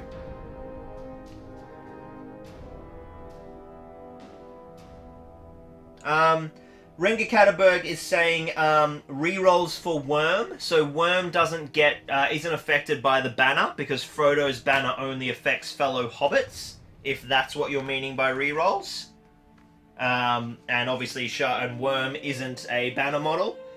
Yeah, Frodo banner effect only affects hobbits. Oh yeah, I think that's what Simon is asking. Yeah, what about the Frodo banner effect? No, that's hobbits only, so Worm can't benefit from it, which makes sense. Frodo wouldn't. Worm wouldn't be inspired by Frodo. I'm pretty sure that the might point was spent by Wholefoot. So, we'll spend Robin Smallburrow's last might point, which means he can fly on in to his beloved Captain Merry's and make the charge.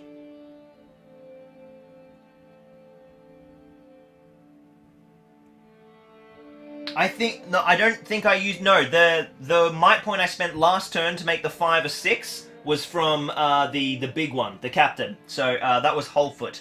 So as long as I didn't spend might point earlier... no, that was for the previous Merry fight. Yeah, cool. So no, I think we're good. I think we're fine there. The worm is definitely dead, because he doesn't affect by the banner. So Pippin, I guess, has something to do here. Pippin's out of might, out of fate.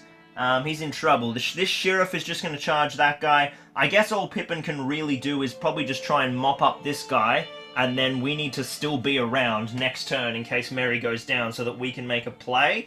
Nah, Pippin's got to jump. Pippin rolls a 1! So Pippin fails to jump, and he won't be able to make a charge either. So he's just going to stay there. I can't remember if a cavalry model fails a jump test if they're thrown automatically. We'll check that in a second. So I've got one Ruffian left. Of course, I've been going on about how awesome this is, but that Ruffian is just going to get paired off by... this Ruffian can just pair off our beloved... Robin Smallburrow. So Sharkey is safe there. That Ruffian will negate the bonuses there, and then this guy is not going to have enough movement to get around, so he's just going to charge... No, he's not going to charge Frodo. We'll just kill this sheriff. Let's quickly have a look at jump tests and prone. Because if Pippin has just been thrown off his pony, that's absolutely massive. Jumping and leaping.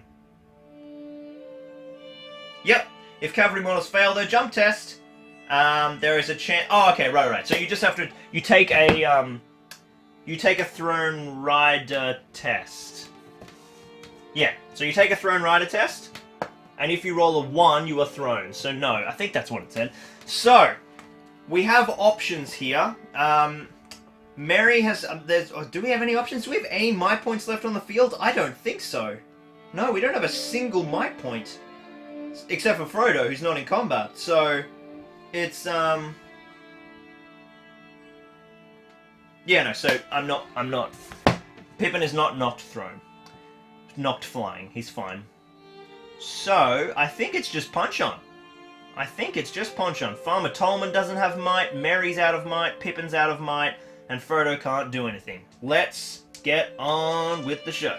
1-on-1. Sheriff versus Ruffian. Ruffian wins. No, Sheriff wins. He's in range, so he's burly, looking for 4s. And it's a 2. No wounds. These two have been battling it out for all game. Let's do the other Sheriff here. We'll do Wholefoot last in case he goes down. Ooh, banner up. No. And the last Sheriff here is going to go down, I think. There goes a Sheriff. We've got one Sheriff fighting 2 as well. He's in range of the banner, but he's not burly. Oh, he ties it. Oh, the Ruffian 6s have been murder. And they kill the Sheriff. Almost every Hobbit troop is dead now. There are like 2 Hobbit troops left on the board. This is one of them. Militia. Bannering up. Wins on the banner. And kills a Ruffian just to make things a little better. We'll have to put our Ruffians in as well. Oh, he's also striking. That guy will just get pushed back then. Alright, Farmer Tolman. He has clutched this game so far. And his clutching continues. He ties it on fight value. This time it goes to the Ruffians though. And they put double 6s on Farmer Tolman. They know the thorn he's been to Sharkey, and they have executed the old farmer. That is sad. Robin Smallburrow fighting a single Ruffian in the center there. He gets a 5 and a 1. The Ruffians push back. Doesn't make a wound though. And then we have our burly sheriff, Wholefoot. He's got 1 attack. He wins. And he makes a wound on the 4s. There we go. That was nice. Quite a few coming back there. So, guys, we have 1 fight left. We have Merry with 2 attacks in range of the banner, charging Saruman. Saruman, what have you got for us? Let's put it in the box. Saruman gets a 4. Merry has 2 attacks. Oh, he gets a big 6! Okay, so Merry wins. He's got 2 attacks. He is strength 3. Saruman is defense 4. He is on 1 wound. No fate. A single wound here, and Merry will cut Sharkey down. He gets him twice! Sharkey is executed by Merry Ardoch. But what a price the Shire have paid. The ruffians go, oh no, Sharky's dead! And they run away, and there are 6 ruffians currently on the board, plus the reinforcements from the end of the turn. No 7. Oh no, these are ruffians too. So there's 10 ruffians still on the board, and all that is left alive is a very injured Merry and Pippin, and Frodo. We've got our 2 sheriff leaders, and then 2 Hobbit troops. We had 2 of our heroes go down, and a whopping a lot. That's how many. We have 23 Hobbit troops dead. Or 22, because we had 24 to start with. 22 Hobbits dead. What an absolute savage ending. Ah. Dear, oh dear, oh dear. Dear, oh dear, oh dear. That is absolutely mental. So, we had victory. We had victory. It was themey. It kept on with the narrative. It cost a few more lives than it did in book. Farmer Tolman Cotton is not supposed to die, and of course, I'm not sure if you're aware, but I'm pretty sure Samwise doesn't die. There's definitely a scene where he's, washing some boats and writing in a book well beyond this venture. Becomes the mayor of Hobbiton at one point. So that has all changed. An absolute massacre, but the Shire is once again in the hands of the Hobbits. So there we go, guys. That was absolutely mental. What a game. I'm just going to swing the camera around real quick and we'll dive into our giveaway for this week. And we're seeing who is going to be the official sponsor of our wonderful Sharky, ready to claim the Shire in a few more narrative campaigns. I'll be back in just a second.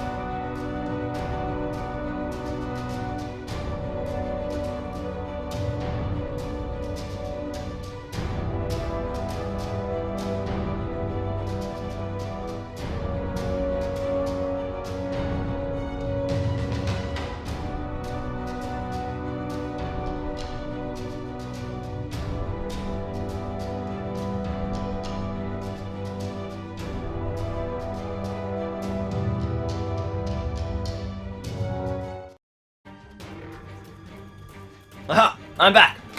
So, that was a crazy game. Absolutely crazy. Hobbits dying all over the place. I really enjoyed that. I hope you guys did. It was nice to play like a pretty chunky battle report as well. And it's only 11 as well, so the 3-hour mark. Perfect timing. So, in case any of you guys are new, this is the wonderful Patreon giveaway wheel. Where whatever models we paint on the stream gets assigned to one of my lovely Patreons, and they get to barrack and follow through that model throughout the journey of this narrative campaign. And then once that model has finished its campaign run, once it's stopped appearing in magazines, I post it out to them, no matter where they live in the world, and they get to keep a little piece of Zorpazorp history. So if you're going to win yourself the Sharky today that we painted, you will get to see him for the longest on the stream, because we just did issue 91 and he appears in issue 90. So he will have quite some time on the campaign yet. But let's give the old giveaway wheel a spin and see who might be winning our Sharky for today.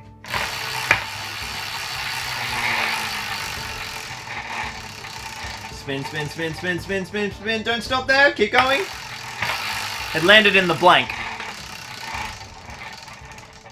Alright, we are in block number 4. Our potential winners are Gray Douglas Hall, Michael Phillips, Matthew Grace, Robert Manson, Sean Steinhauer, Joshy Summers, Callum Mitch, Mike Blake, Andrew Cox, Chris Peary, Aidan Hart, and Mud. So I'm going to roll a dice and work out who that is. 1, 2, 3, 4, 5, 6, 7, 8, 9, 10, 11, 12. So we're busting out the D20. We're looking for numbers between 1 and 12. And we have got a 14 and a 4. Number 4. That was 1, 2, 3, 4. Mr. Robert Manson. You are now the official sponsor of Sharkey.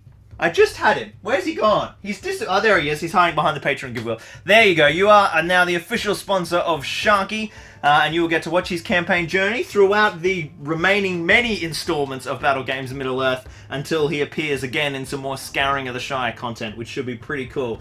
And then he will be yours forever, posted out to you no matter where you live in the world. So congrats, Robert, and if you guys want to be on the wheel for a chance to be a part of the Zorpazorp campaign, or any of the other random giveaways or stuff that I do that relates to the wheel, which happens every now and then, make sure you head on over to Patreon. The link is down in the description. But yeah, it's Shire stuff. Shire stuff is cool.